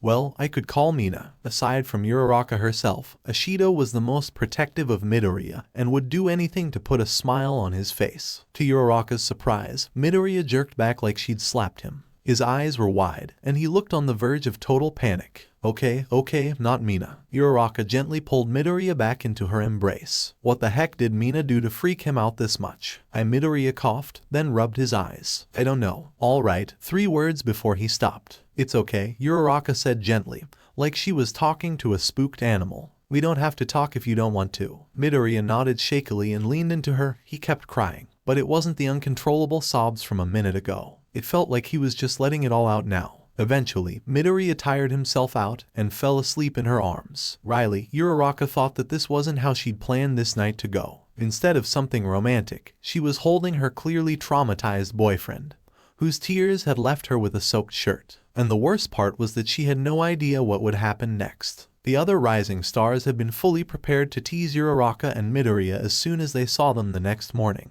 But those plans were derailed the second the couple came downstairs. Both of them looked awful, with bags under their eyes that suggested that if they did sleep, it wasn't restful. Uraraka practically snarled at anyone who so much as approached Midoriya, and refused to stay more than a few inches away from him. Only Eri was allowed to get close, and only she was given a smile by either of her pseudo-parents. If Uraraka was bad, Midoriya was worse. He was trembling, and the slightest unexpected noise made him jump. He looked so fragile, as if the smallest thing would utterly break him. The OMNITRIX responded to his emotional state by constantly activating, and he seemed on the verge of turning into an alien and either running away or lashing out. Obviously, they only stayed downstairs for the first hour of Christmas, and then retreated back to Midoriya's room. "Hey, Momo." Yaoyorozu turned when Gyro tapped her arm. "Can I talk to you for a minute?" Yaoyorozu glanced at Ida, who nodded he would look after the others. Of course. Gyro took her to the kitchen and made a cup of coffee. Yaoyorozu could tell that she didn't really need the caffeine, and just wanted something to do while gathering her thoughts. "So, I had some trouble getting to sleep," Gyro began. "I guess I was riding the high from the party, or something. Anyway, I was trying to sleep, and one of my jacks touched the wall, and I heard something weird. It was just for a second, and then I stopped, but I decided to listen in." "Gyro-chan, you're rambling," Yaoyorozu said as patiently as she could. "Right, sorry." Gyro looked away. "I plugged my jack into the wall to figure out what the noise was, and Midoriya was crying." Yaoyorozu raised an eyebrow. "You know what he sounds like when he cries." Gyro mirrored her expression. "Every time you guys watched one of those Marvel movies, he cried during any sad scene. Every time. I could hear him anywhere in the dorms." "I see. Listen, I know I'm not close to him, like you guys are, but is he okay?" Yaoyorozu closed her eyes and took a deep breath. "I honestly don't know." "Well, I won't tell anyone, but I just wanted you to know that everyone in class is here for him." Gyro shrugged. "I know the Deku squad is first in line, but the rest of us care, you know." Yaoyorozu smiled, even if she was slightly annoyed that people called them the Deku squad. "I appreciate it, Gyro-chan." It wasn't until later that Yaoyorozu realized just how much hearing that meant to her. Part of her had always felt a need to help Midoriya, but knowing that everyone was just as willing to be there for him took a weight off her shoulders she hadn't known was there. It took a whole week, but when classes resumed after the new year, Midoriya was back to his old self. Or at least he didn't look like he was going to fall apart if someone so much as breathed on him. Uraraka also felt relaxed enough to stray more than a few feet from him, which was a sign to everyone else that they could at least ask Midoriya if he was okay. "I'm doing better," Midoriya eventually said. "I think I just needed to get it out of my system." Nobody knew what it was, and Midoriya wasn't forthcoming with details. His classmates eventually decided that it was personal and left it alone. Some of his teachers, on the other hand, were a little more involved. They could all see how traumatized he was. As pro-heroes, they had seen the same expression on many of the people they'd rescued over their careers. It was even worse when it happened to someone as powerful as Midoriya. The last thing they wanted was for someone like him to have a breakdown and lose control. Midnight had suggested to Midoriya that he go see Hound Dog, who was also the school counselor. Midoriya had instead asked to see Nezu. His excuse was that the principal was more acquainted with his history, and might be better at using logic to help him. Nezu had, of course, taken Midoriya to his office for a long talk. Midoriya never brought up the crisis, only saying that what he was going through mostly had to do with the Tennysons, and that he'd already spoken to them. Nezu had accepted that, and simply let Midoriya rest in his office for an hour. Later, he told the teachers that the boy's issues revolved around the stress of his kidnapping by the League of Villains, and then Eri's kidnapping by the 8 Precepts. He just had a bad week, something all heroes went through at some point in their careers, and he was already working on strategies to help him the next time it happened. That had satisfied the teachers, even All Might, who had brought up the strongest concerns of someone as powerful as Midoriya going off the deep end, accepted the explanation. By the time classes were in full swing, it was like the whole episode hadn't happened. The only ones who kept it in the back of their minds were the rising stars. They didn't know how to help their friend, but resolved to be there if he ever needed them. The next hiccup in Midoriya's routine came during the middle of class. Aizawa marched into the classroom and straight up to a surprise present mic. Rather than speak, Aizawa held up his phone to the other hero and showed him something. Present Mike's ever-present smile vanished, and he looked his friend in the eye. "You sure?" Now, Aizawa turned to the class. "You're all coming with me. You're getting your costumes, and then you're getting on a bus. I know you're confused, but I need you to keep quiet until I say otherwise." The students nodded. This wasn't their teacher giving them a lesson, but a pro-hero giving them orders. Aizawa led them to the locker rooms, where their costume cases were already waiting. The students grabbed them and headed outside. Even Bakugou was subdued as Aizawa shepherded them onto the bus. You'll get more details soon, but here's what you need to know, Eraserhead said grimly. A secret investigation has been underway for months, possibly longer, into a massive organization intent on overthrowing the government. When I say massive, I mean that it could qualify as an army made up of fanatics, some of whom have spent their whole lives training to use their quirks to fight and kill. The HPSC has determined where the enemy's main base is, and they've mobilized most of the heroes in Japan for this operation. Most of you will be serving in the rearguard to prevent any enemies from slipping the net or helping in evacuations, depending on where you're assigned. Some of you, however, have been asked to be part of the main operation. Aizawa locked eyes with Midoriya. If you don't think you're ready for the high-stakes missions yet, say so, and I'll have you move to the rear. Midoriya's gaze was steady, and he kept his mouth shut. He might have had his issues, but he wasn't going to let that stop him from helping where he was needed. Alright, then you need to know the following. You will not ask questions unless you are specifically allowed to, and you will not make any contact with anyone until the operation is over. Until it's time to move out, or you're told otherwise by me. You will stay put. I don't care if the building catches fire. You don't leave until I say so. Am I understood? The student sat up straight. Yes, sir. Good. Aizawa abruptly slouched and pinched the bridge of his nose. I won't lie to you, this might be the biggest operation in your careers. In fact, I hope it is, because that means nothing this big will ever happen to you kids. Still, you need to be aware that there are a lot of moving pieces to this mission, and we're just cogs in the machine. There probably won't be time to explain every detail, and there definitely won't be time to hold your hands. Just do what you're told, stay alert, and we'll all get home safe. He looked up at them. That's my order as your teacher, stay alive. I'm not burying any of my students. With that morbid thought, the students stayed silent for the rest of the trip. After 2 hours of driving, the bus stopped at what could charitably be called the middle of nowhere. Other than a few trees in the road, there was nothing else around. Before any of the students could complain, Eraserhead led them to one of the trees and banged his fist against it twice. A moment later, a patch of grass was revealed to be a disguised hatch that opened up, and a familiar face emerged. You're right on time, Sir Knight, I said. Follow me, we have much to discuss. With more than a little anxiety, the class followed him down a flight of stairs. As soon as the last of them was underground, the hatch closed, and it was like they'd never been there at all. This was one of several bunkers constructed during the formation of Hero Society as we know it, Night Eye explained as they walked. They're connected to each other via a series of tunnels. The government commissioned them for heroes to gather for large-scale deployments. There are no records of their existence, and until yesterday, the only people who knew about them were either in the highest levels of government,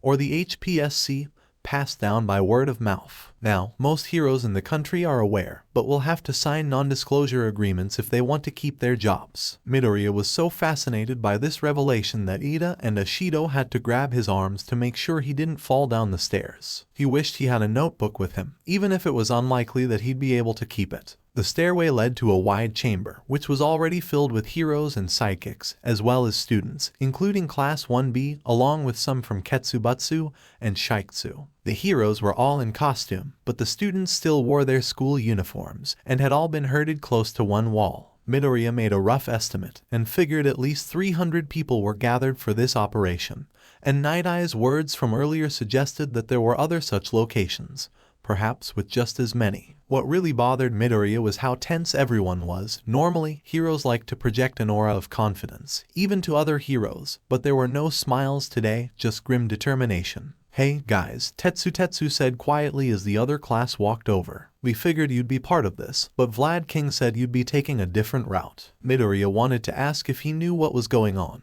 but he remembered Eraserhead's warning about asking questions. Instead, he just nodded and kept his eyes on his teacher. Attention, everyone, Night Eye said, close to the students. The pro heroes are already aware of the situation, but for the students and most of the psychics, you need to be filled in. Some time ago, the Hero Public Safety Commission heard rumors of a secret society with aims to overthrow the government. Their end goal seems to be a kind of quirk-based social Darwinism, with those with the most powerful quirks as the rulers of this country. Obviously, this wasn't something the government wanted to happen, so they dispatched an agent to infiltrate this organization and lay the groundwork for its defeat. Since that time is upon us, I can now reveal that that agent was none other than Hawks. Midoriya blinked a few times. If that was the case, then several things suddenly made sense.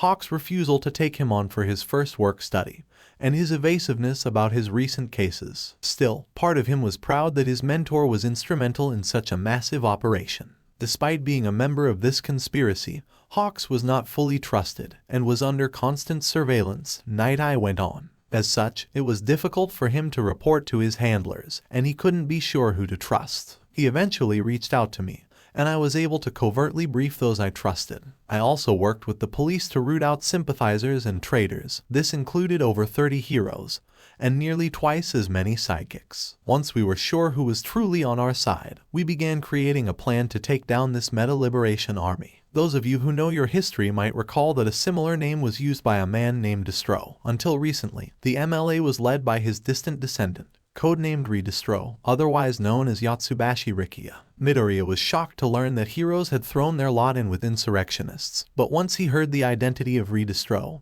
he felt completely numb. His father's boss was behind this. He had shaken the man's hand, enthusiastically talked about quirks. He'd started thinking of the man as a friend. This was already viewed as a serious threat, but things have taken a turn in recent weeks. Night Eye adjusted his glasses. The MLA came into conflict with the League of Villains, but it didn't go as expected. The MLA leadership was usurped by the League, and the entire organization was renamed the Paranormal Liberation Front. With this change in leadership, the PLF has been undergoing reorganization, and this is where we come in. The enemy has gathered the majority of its strength in one place. More importantly, all of their leaders are together. This is our chance to not only decapitate the entire enemy command structure, but also defeat the whole movement in a single battle. Even better, the battle will take place in the Gunga Mountains, far from civilians or risk of collateral damage. Most of our own forces, codenamed Task Force Hammer, will be deployed here. The other major detachment of heroes, codenamed Task Force Scalpel, will be sent to Jaku Hospital, where we have reliable intelligence on the creator of the bioengineered monsters known as Namu, one Dr. Garaki. Scalpel will evacuate the hospital, engage and destroy any Namu, and arrest Dr. Garaki. If everything goes according to plan, we will end this threat in a single day. I know that some of you have questions, but I'm afraid that we don't have time to address all of your concerns. Please be assured that we have been planning this operation for some time, and our odds of success are high. Just follow your orders, and we'll succeed. Get some rest. We move out tomorrow morning. That is all. Aizawa guided his class to a small area that had been set aside for them, which included cots to sleep on and other amenities. It wasn't anything fancy, but it was enough to get them through the night. The only problem was Midoriya. He was still in shock and had to be guided to his cot. "Midoriya, are you all right?" Aizawa asked. "This is about Redestro, right?" "He's my dad's boss," Midoriya said quietly. "He wouldn't. My dad can't be a part of this, can he?" "He isn't," Aizawa stated with absolute certainty. "We could have had over 100 more heroes and sidekicks as part of this operation, but anyone related to someone else in the PLF was automatically taken off the assignment. If he was part of this, you wouldn't be. If your father is somehow involved, it's likely he's in the dark." He sighed. "Still, don't be surprised if your family is under scrutiny for a while after this." Midoriya took several deep breaths. He knew that his teacher wouldn't lie about something like this, nor would he sugarcoat it. Thanks, Aizawa-sensei. "Get some rest," Aizawa suggested. "You'll get your individual assignments soon enough, but save your energy for tomorrow." As soon as Aizawa walked away to talk to Vlad King, Midoriya found himself engulfed in a bone-cracking hug from his girlfriend. "You okay?" she asked. "Not really," Midoriya admitted. I wasn't expecting to deal with big stuff until I was at least finished with high school." "No kidding," Ashido said with a pout as she sat across from them. "I mean, yeah, our first year is almost over, but can't we catch a break? This kind of stuff should be spread out over a few years, not a few months." Todoroki, who had been about to sit next to her, paused. I didn't even think about that. We're almost done with our first year of high school. With everything that's been going on, achievements like that feel inconsequential." Yaoyorozu sighed. "I remember how proud my parents were when I finished middle school at the top of my class. If they tried congratulating me about academics now, I think I might be mad at them." Ida nodded. "Indeed. When this is over, I intend to double down on my studies. It should add some normalcy back to my life." Asui put Zero between her and Ida's chopping hand. "Ribbit, how about we watch some movies again? We ran out of Marvel stuff." Star Wars, Uraraka offered. "I love those, and I think I can recite them line for line." Shiro grinned at her. Impressive, that is. The easy conversation had started easing Midoriya's nerves, and he relaxed in Uraraka's arms. Yeah, that sounds good. All Might was well aware of the upcoming operation.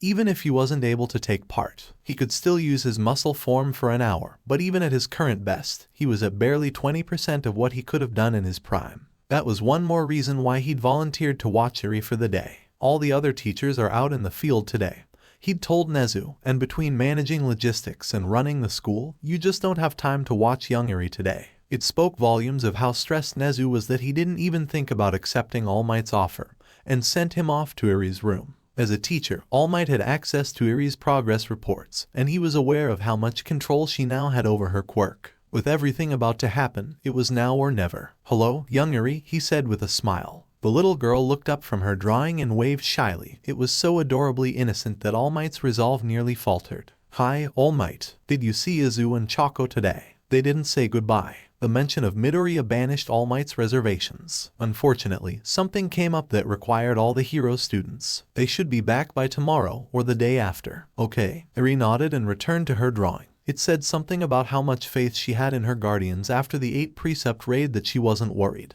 All Might let her be as he made some coffee, which gave him time to gather his thoughts. He sat down and took a long sip. For a moment, he pretended that he was just an ordinary man, retired and looking after a little girl that was still recovering from her trauma. "Say, Eri, may I ask you something?" Eri said, not looking up from her drawing. "How is your quirk training coming along? Have you been able to help people yet?" All Might already knew the answer after reading Eri's file, but he wanted to hear from her how she felt about it. Eri smiled at him. "It's good. I helped a boy who hurt his leg yesterday." "That's wonderful to hear." All Might leaned forward. "Would you mind helping someone else today?" Eri blinked. "Who?" All Might's hand drifted to his side, where his old injury still ached. "Me." Midoriya felt like he was watching the people he loved head off to their doom all over again. After getting his assignment, he saw that most of his classmates would be part of Task Force Scalpel, and only in a support capacity. Their job was to evacuate civilians, which was supposed to be the safest part of the mission. Maybe it was cynical of him, but Midoriya didn't believe any mission was truly safe anymore. Of all his fellow students, only Ishido and Shiro were joining him in Task Force Hammer. Apparently, their fight against Mustard during the training camp incident had gotten them noticed,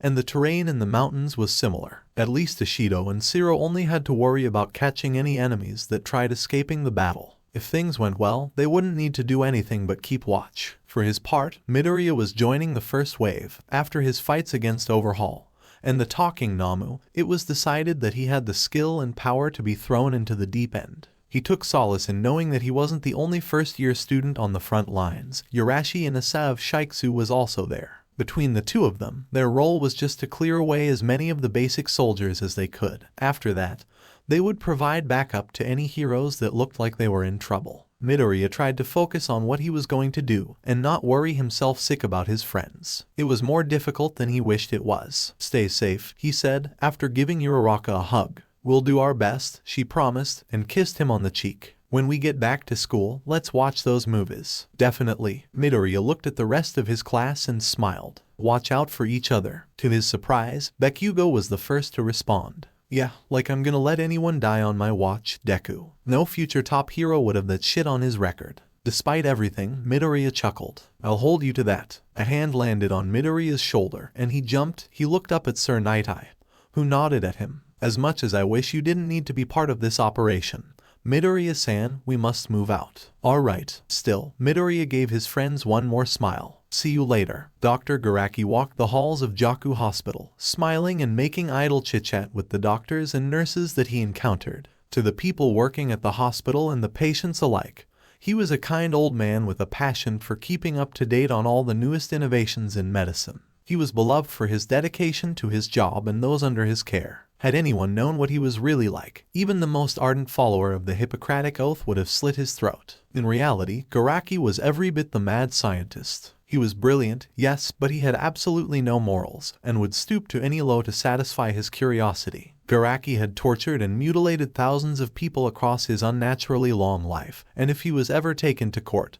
he would have earned a death sentence from only a fraction of the atrocities he'd committed. However, as far as he was concerned, everything he'd done was about to culminate in his greatest accomplishment. Saying goodbye to his coworkers, he ducked inside a closet and through a secret entrance in the floor. Deep underground, he passed by walls covered in research materials, genetic samples taken from almost every patient he'd ever had. He'd grown flesh from cells and experimented on every single one in an effort to understand and improve upon their quirks. That was the one argument he'd had with All for One. For all his genius, the symbol of evil was too greedy and couldn't just let Garaki get him a DNA sample for him to steal a quirk from. Still, they'd had a wonderful working relationship, and both agreed to let the other work as they saw fit. Garaki smiled when one of his favorite creations waddled over to him. Johnny was a Namu, but he was only the size of a small dog. He had 2 stubby legs, with shoes to cover his tender feet, and an oversized mouth. Like all of Garaki's creations, Johnny's brain was exposed. It was a weakness that could be exploited, but it gave Garaki easier access to his creations if he ever needed to further modify them. "Ah, Johnny, how are you today?" he asked, as if speaking to a favorite pet. The Namu made a noise that sounded vaguely like a gurgle and a distant scream. It would have been horrifying to most, but Garaki nodded as if it was speaking. "Good, good, I'm glad to hear it." He scooped the little monster up into his arms and continued walking. Shigaraki is due for his next modification. If he were awake, he would be excited for this one. In the deepest section of his secret lab, Shigaraki Tamura floated in his cylindrical tank. Dozens of tubes were injected into his flesh. Some were for the procedures Garaki implemented every few days, but most were there to pump Shigaraki full of the nutrients he needed to keep his body at peak strength. If he wasn't as healthy as possible, there was a risk that his body would reject some of the quirks he was given, and Garaki refused to let that happen. Let's see. Garaki went over his list. He had already memorized it, but he enjoyed pretending like it was new.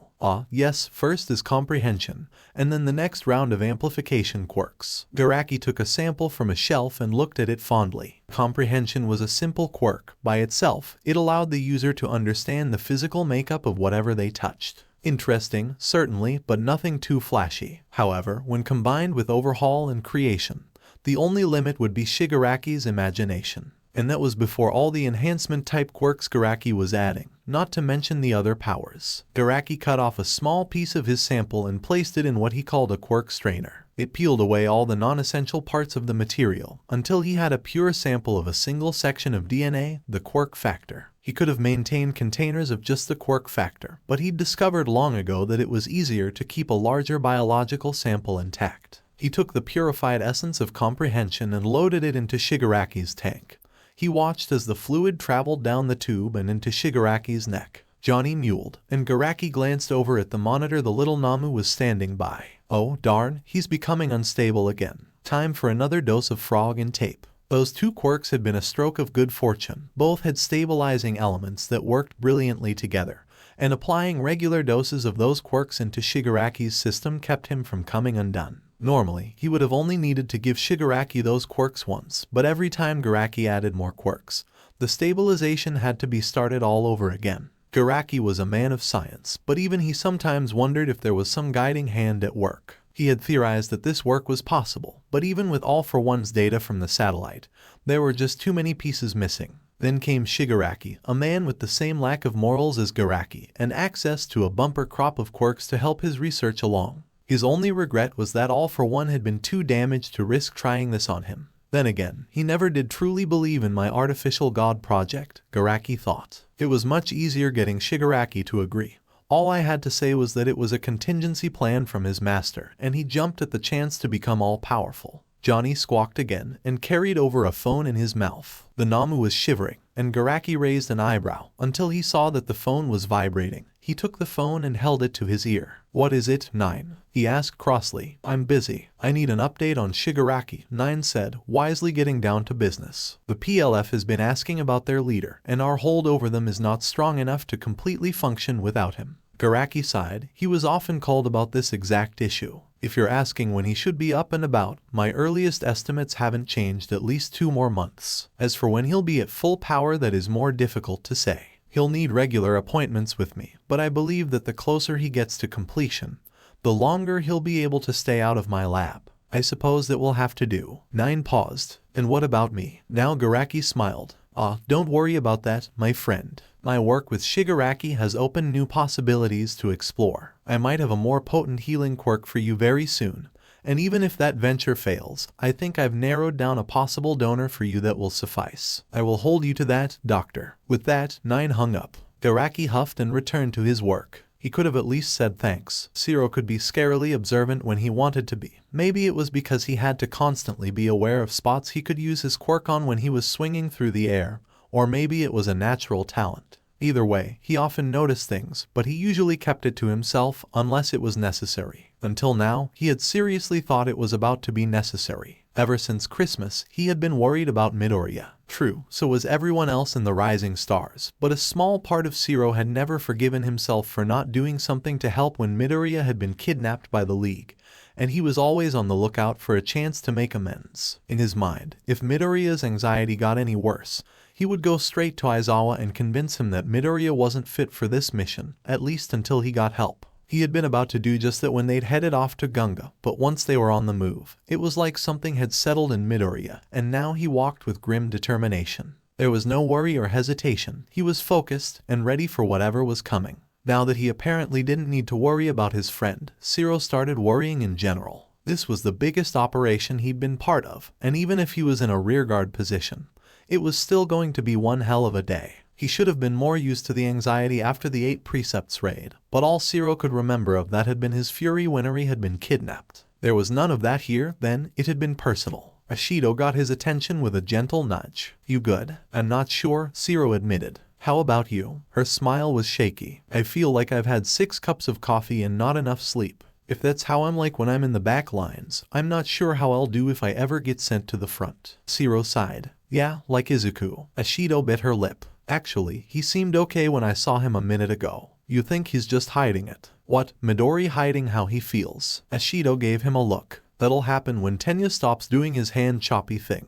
"So, never." The two shared a laugh until a nearby hero got their attention. "Hey, we're heading to our positions soon. Get your game faces on." "Right, sorry." Zero put his helmet on and turned to Ashido. "Ready to go, Alien Queen?" Ashido took a deep breath. "You know it, Cellophane." "Deku, I need to speak to you before the operation commences," Night Eye said. Deku looked up from where he was retying his boots. "What is it, sir?" "You are aware of Hawk's involvement in this case," Night Eye said. "However, he won't be joining in our assault, not at first, because he's inside the enemy stronghold, right? Even he would have trouble fighting his way out to us. It makes more sense that he would pretend to be on the enemy's side until it was safe to make his move. That is part of it." Midoriya didn't like the evasive tone in Night Eye's voice. "Deku, the attack will begin in 30 minutes. In order for this to succeed, I need to look 40 minutes into your future." Midoriya blinked. "But you can only use your quirk once a day. Can you risk using it on me?" Night Eye actually chuckled. "And here I thought you were getting past your self-esteem. You should really start appreciating just how important you are becoming." "I'll work on that, sir." "Then do I have permission to use my quirk on you?" Midoriya nodded, and Night Eye put his hand on his shoulder, looked him in the eye, and gasped. It was small, but in such close proximity, Midoriya heard it, and his blood turned to ice. "Sir." "Midoriya, listen to me carefully." Night Eye grabbed him by the shoulders hard enough to hurt. "After the enemy base is blasted open, you need to move as fast as you can. Go to the 3rd story of the right side, take the 2nd left, and then destroy the first door you see. There will be twice clones, do not hesitate to destroy them, and whatever you do, keep moving. I dare not say anything else, because I truly want you to succeed. Do you understand?" Midoriya nodded. After his experience at the beginning of time, he had an instinctive trust of anyone who could see its pathways. "Good." Night Eye let him go and straightened his glasses. "You now know when you need to move. Until then, follow the plan and work with Gale Force to clear the path for the rest of us." "Yes, sir." Deku glanced back at Cellophane and Alien Queen.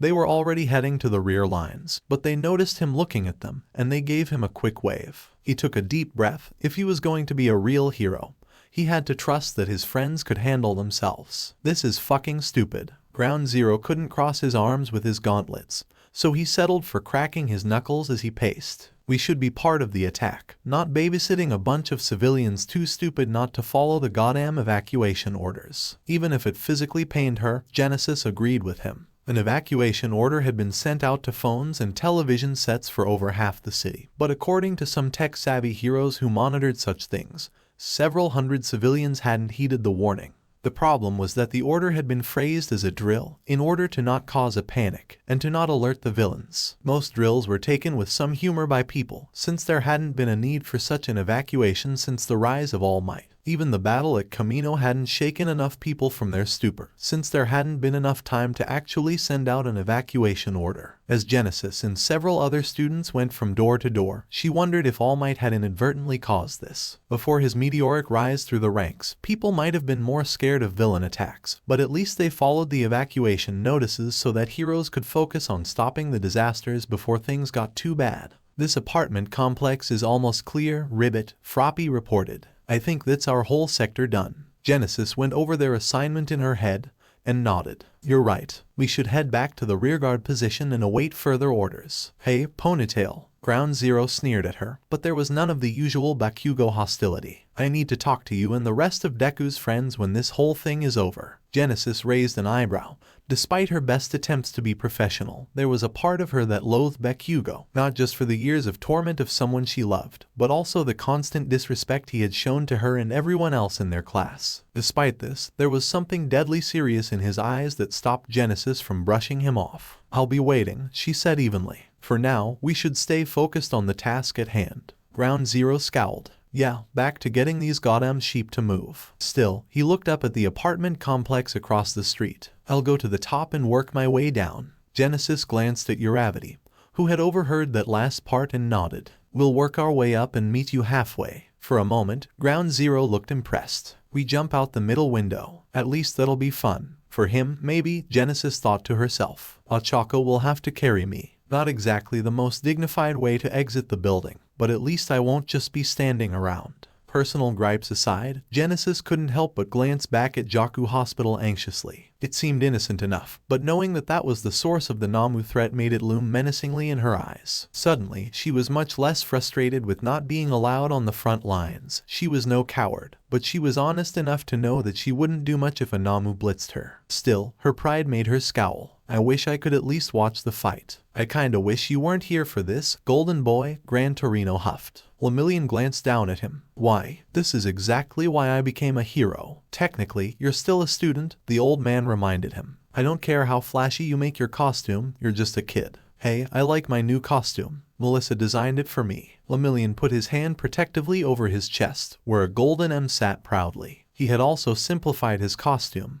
making it mostly white, except for his red boots, gloves, and cape. Gran Torino tried to hide his fond laugh with a scoff, but couldn't quite manage it. Anyway, I wish the higher-ups didn't demand that you be up here. It's gonna get dirty, and the future symbol of peace shouldn't have to get mud on his boots. That's not fair, to me or to other heroes, Lemillion argued. Just because you and Sir want to put me on a pedestal doesn't mean I can do any less than anyone else here. True, but a fight like this won't be good for a big debut. Lemillion crossed his arms. No offense, but I really don't care about making a big splash. There are bad guys, and we have to stop them, not just me, but all of us. Gran Torino raised an eyebrow. Sometimes, I forget that I'm not talking to Toshinori. That big idiot insisted he could take care of the world's problems so much that I started to buy into his hype. Thanks for the wake-up call, kid. Good thing I did. We can't have you falling asleep right before the big battle, old man. Lemillion smiled, which took the sting out of his words. Gran Torino chuckled, and then glanced behind Lemillion. Looks like your partner for today is here. What took you so long, legs? Mirko rolled her eyes. Just because you're too short to see past them doesn't mean you get to call me that, you old fart. She turned to Lemillion. You ready for this, kid?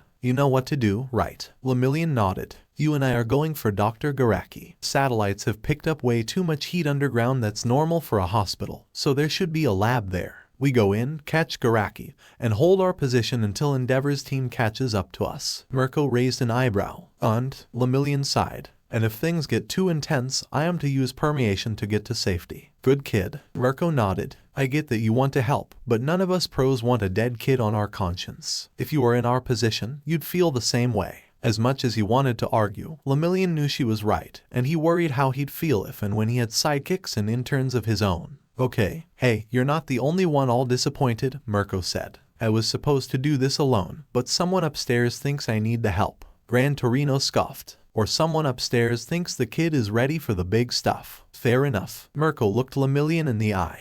Just remember, you do what I say when I say it. Clear, clear. Lemillion saw a police officer wave at them and point to his wrist. I guess the evacuation of the area is complete. Mirko nodded. Then Endeavor's group will start evacuating the patients and staff inside the hospital, and we can move in. Hey, Mirko and Lemillion turned to Gran Torino. Good luck, both of you. Something deep in Lemillion's soul told him they were going to need all the luck they could get. Unlike Task Force Hammer, Scalpel had to be much more careful with their attack. Jaku Hospital was full of patients and staff that had nothing to do with Garaki. The first task was to get the civilians out of harm's way. With the guidance of Mandalay and Ragdoll, each section of the hospital would be handled by a team of heroes, reinforced by several of Ectoplasm's clones. The one potential hiccup in this part of the operation was the group of traitorous heroes also inside the hospital. Officially, they were there to make some of the sicker children feel better, and they often volunteered for such duties. In reality, they were some of the most elite members of the PLF, acting as security for Dr. Garaki, and it would be the responsibility of Eraserhead's team to take them down right away. Hello, a nurse greeted as the first heroes entered the hospital. Is everything all right? Is there anything I can help you with? Endeavor loomed over her with a fierce glare. All you need to know is that we are on a mission. Where is Garaki? The nurse wilted under Endeavor's gaze. Dr. Garaki.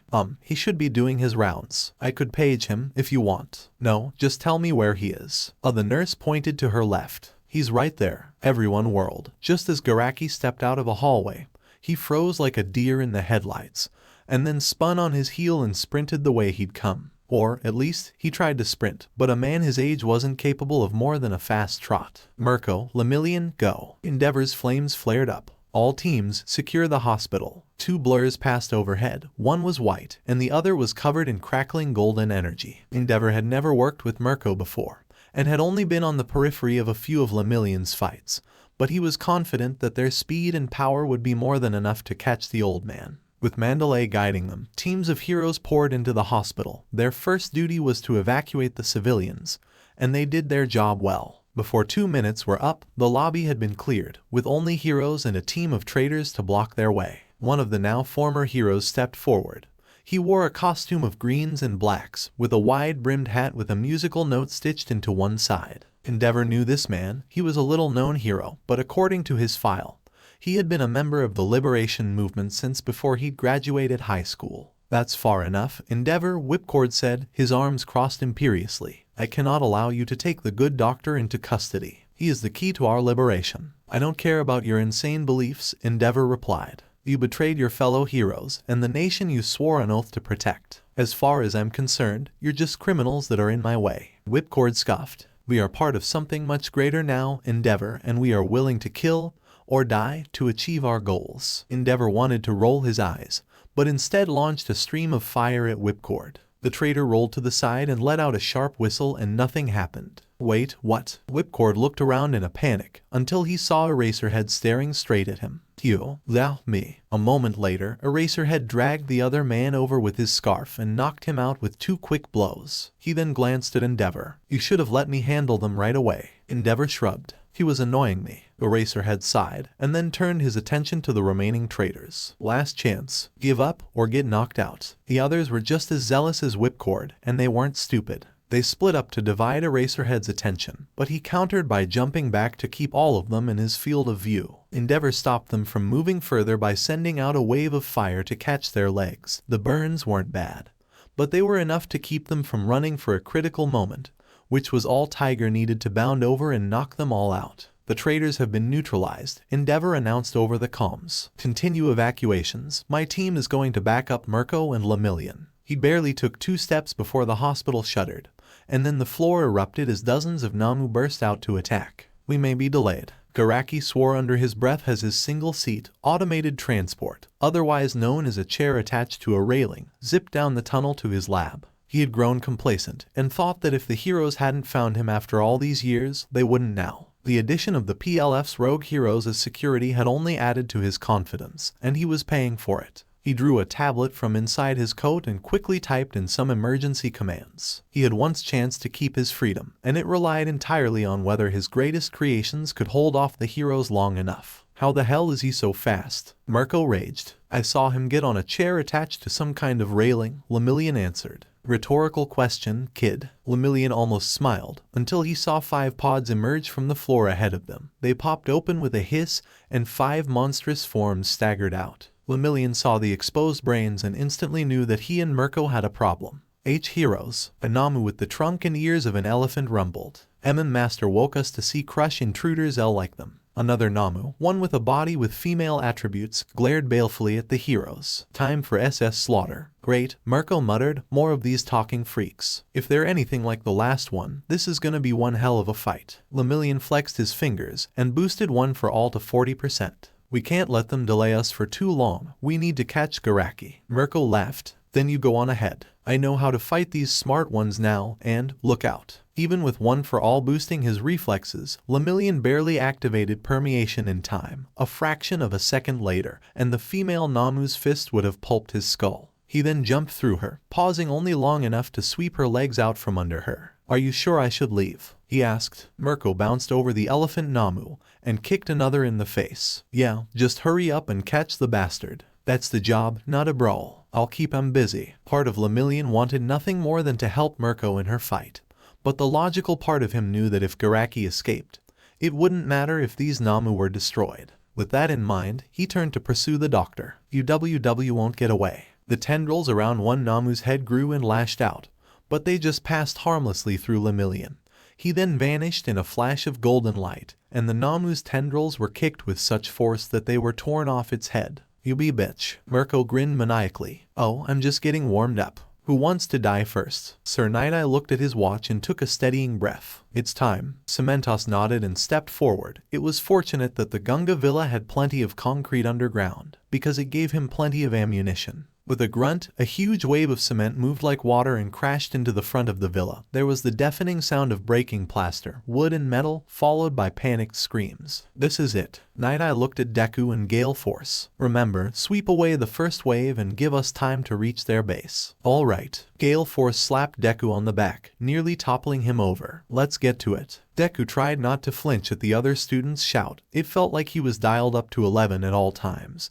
And now he knew why Gale Force had kept his gloved hand over his mouth until now. Deku took a deep breath of his own, and then turned into Terraspin. Gale Force carried both of them up into the air to give them a better view, just as dozens, then hundreds, of PLF soldiers streamed out of the villa. All we have to do is knock them down long enough for the heroes to finish the job, Terraspin reminded. Yep, I got it. Gale Force made a sweeping motion, and a huge gust of wind bowled over scores of enemies. Your turn. Now flying under his own power, Terraspin blew a column of high-pressure wind, and slowly turned in place. Like a hose spraying over a garden, he swept his wind through his side of the battlefield. Those that weren't blasted through the air were smashed to the ground by the pressure. Both students had left the criminals with plenty of concussions and broken bones, but it spoke highly of their training that nobody was killed or even critically injured. The heroes below them were moving before the first gust of wind finished blowing. Some teams broke off to secure prisoners, while others fought disoriented groups of criminals who had managed to regain their footing.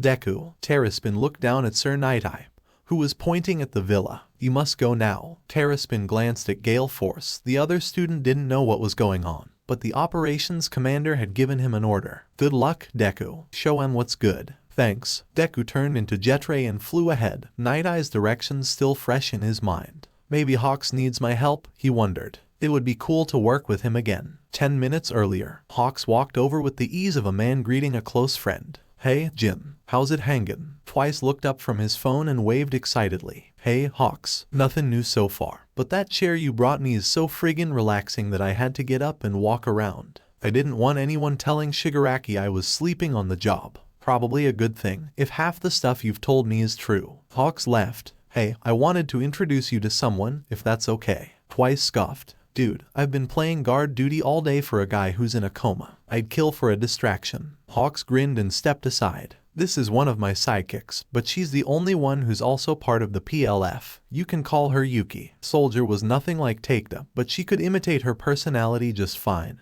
And she bounced over to Twice. Hey, so you're Twice. So cool to finally meet you. Twice blinked and blushed behind his mask. Takeda was cute, and she'd gotten well within his personal space. You know about me. Soldier grinned. Of course. You're kinda infamous among heroes. Did you know the only people more wanted than you are Nine and Shigaraki? Twice blinked again. And no, I didn't, actually. Hawks clapped his hand on Twice's shoulder. Take it as a compliment. It just goes to show just how important you are to the PLF. Well, when you put it like that, it's kinda cool, Twice said. Everyone in the league had been surprised that the current number 2 hero was actually a top operative of the Liberation Army. Shigaraki had learned right off the bat that Skeptic kept him under constant surveillance, but he'd been nothing but helpful. Hawks had even run interference several times when MLA cells had been about to be discovered, often at great risk to himself. Still, before Shigaraki had left to undergo his quirk-related procedure, he'd ordered his lieutenants to never let their guard down around the turncoat heroes. Despite his leader's warning, Twice had quickly become friends with Hawks.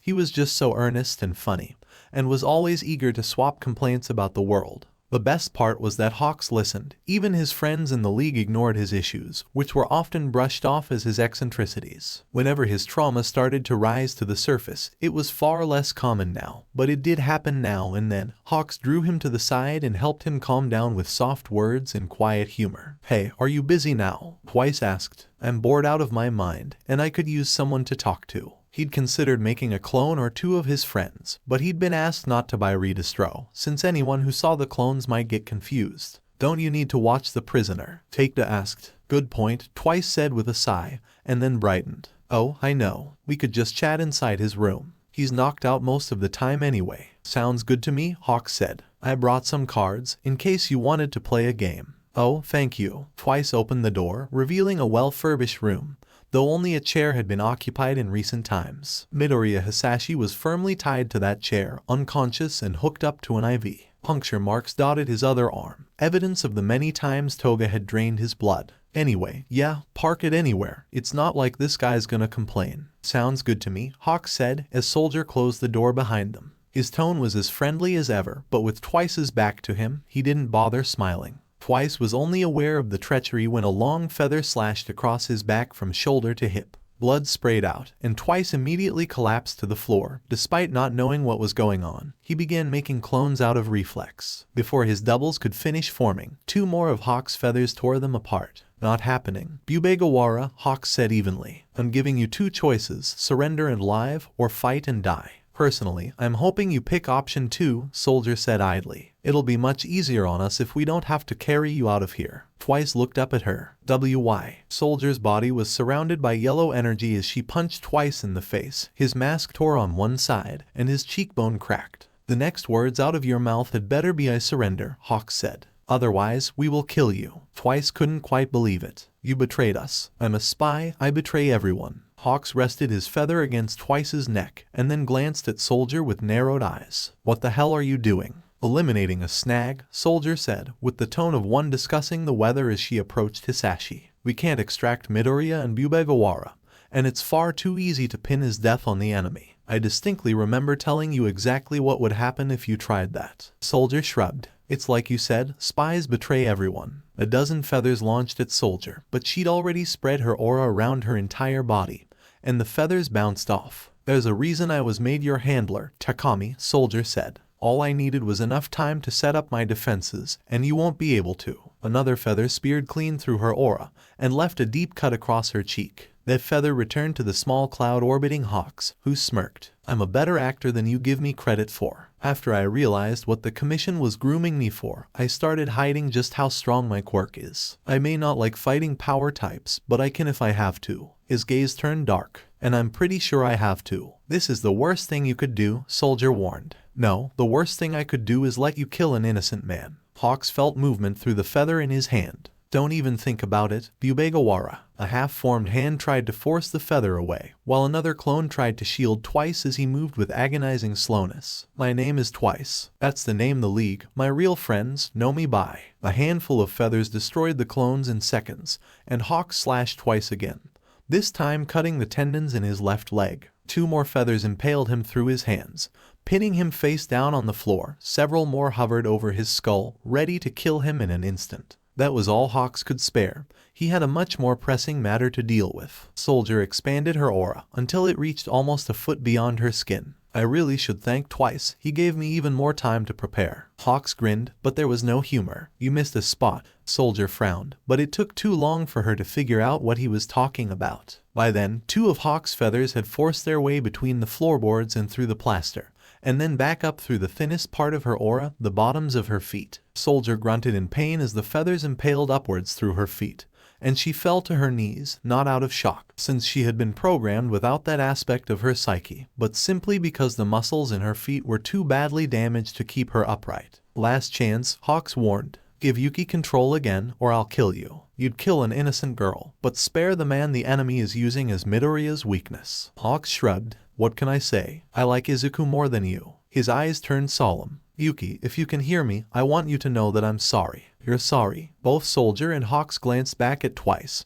who was glaring at them with inhuman hatred. Oh, you're going to be sorry, you bastards. Hawks' eyes widened as clones burst forth from Twice's mangled hands faster than he could destroy them. Each clone created another Twice from one hand, and a member of the League of Villains from the other. The only one that Twice didn't replicate was Shigaraki, though Hawks didn't have time to wonder why. Just as Hawks began thinking that he might have a problem, the building shook violently, and the door exploded inward a few moments later. Jetray flew into the room, and even though the scene had to be bewildering, he didn't hesitate. He turned into Diamond Head and fired a storm of crystal shards into the clones. A small part of Hawks took pride in knowing that his lessons of faster reaction times had played a part in Deku's efficiency. Diamond Head focused on the Dabai clones first. The last thing any of them needed was a bunch of him setting the entire mountain on fire with their combined power. Diamond Head didn't stop moving. He barreled through the clones, shooting crystals with one hand and slashing with a massive blade on the other. He only stayed put when he placed himself between his father and the remaining clones. Of course, by that time, Hawks had destroyed them, and Twice was all that remained.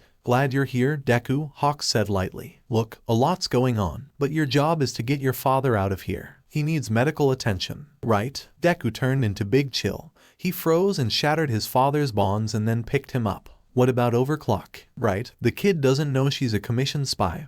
Hawks thought wryly. Hell, Yuki doesn't know she's a spy. I'll handle the rest, he said vaguely. Just go, I'll explain when this is over. Okay. In seconds, Big Chill was headed for the massive hole in the villa, out to the safety of the rear lines. Hawks felt both pride and guilt at how much Deku trusted him. He could only hope that any of that trust remained when he told the truth. I suppose you got what you wanted, Soldier remarked. What happens now? Hawks sighed as he walked over to her. Not sure about me, but I'm pretty sure you failed as my handler. I imagine your bosses will erase you as a failure. For possibly the first time, Soldier looked afraid, but only until Hawks chopped her neck hard enough to knock her out. As for you, Bubegawara, he continued, you've made it perfectly clear that you won't be taken alive, and you're too dangerous to risk escaping. I really am sorry. Twice glared up at him from the floor, tears mixing with his blood. Go to hell. Oh, I'm already going there. Hawks raised his feather and brought it down. Well, this is bad, Dabai said calmly. This goes way beyond bad. Skeptic shrieked. Our entire organization's leadership is here. If the heroes succeed at capturing us, everything we've worked for will be for nothing. That would be disappointing, Nine said. His tone went beyond calm, so much so that he almost sounded bored. The chance of discovery was always there, which is why we must take this opportunity to strike at our enemy's heart. With so many heroes here, we may never have another chance. Skeptic blinked. Wait, I know what you're talking about. That plan was never fully ironed out. It's still our best chance, Nine said, and turned to Kurogiri. Prepare the warp gate. I will lead the attack. Want me to go with you? Dabai asked. No, you'll be better in the open. Nine handed him an old tape recorder. This has Shigaraki's instructions on it. Take it to Gigantomachia and get him moving. Do as much damage to the heroes as you can, and then get to Shigaraki. We can always rebuild if he's free. Sure thing. Dabai shoved the recorder into his pocket and lightly slapped Chimera's arm as he walked by. Have fun. Burn a few of those commission pricks for me, would you? Chimera grinned with a mouth full of sharp teeth. I'll carve your name into their hearts. If anyone had been around to hear him, the things Garaki muttered would have made no sense. He listed off chemicals, side effects, and terms that would have gone over the heads of anyone without several decades of medical expertise. Despite the aches that came with his advanced age, his hands were a blur as he typed frantically on the console before him. He glanced at the progress bar on the screen.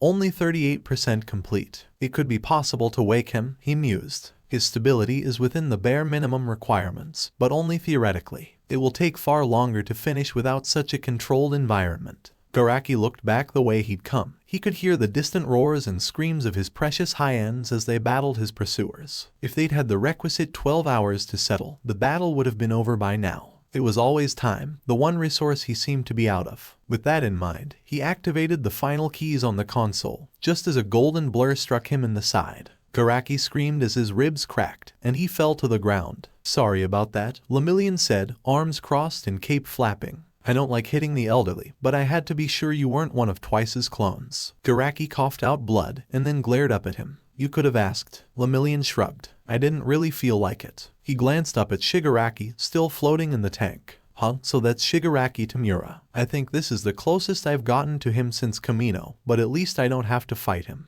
I can handle an easy win once in a while." As Lemillion spoke, Garaki had stared at Shigaraki, hoping that he would awaken and save him from certain capture. However, the air of All for One remained immobile, and Garaki's heart sank. It seemed that his hasty theory had been wrong. Lemillion hauled Garaki to his feet, and as they headed for the door, neither noticed Shigaraki's fingers twitch. "Hey, big guy." Dabai kicked Gigantomashia's foot. "Wake up. The boss has a job for us." As expected, Gigantomashia didn't react. In fact, he only spoke to someone other than Shigaraki if Shigaraki himself explicitly ordered him to do so. Still, his unswerving loyalty to the Grand Commander of the PLF helped cement the rest of the organization's loyalty to him, and that was all Shigaraki and the rest of the League cared about. Dabai sighed and pulled out the tape recorder. "Okay, Makia, time to wake up." "Makia," Shigaraki's voice said, and Gigantomashia's eyes snapped open. "I have a task for you. Follow the next order from this messenger, and then come to me." Gigantomashia whipped his head down to stare at Dabai. "What is the order?" Dabai grinned up at him. "There's a bunch of heroes attacking us. We're gonna smash our way through them to cause some chaos, and then we'll join the boss." Gigantomashia nodded and held out his hand. "Come with me." "Oh, this is gonna be fun." So alright folks, that's all for today. Stay tuned for part 18. Do subscribe, like and share for more such videos. Also check out the story and author The Incredible Muffin on fanfiction.net. Press the bell icon to be notified first on release. See you in the next video. Till then, goodbye.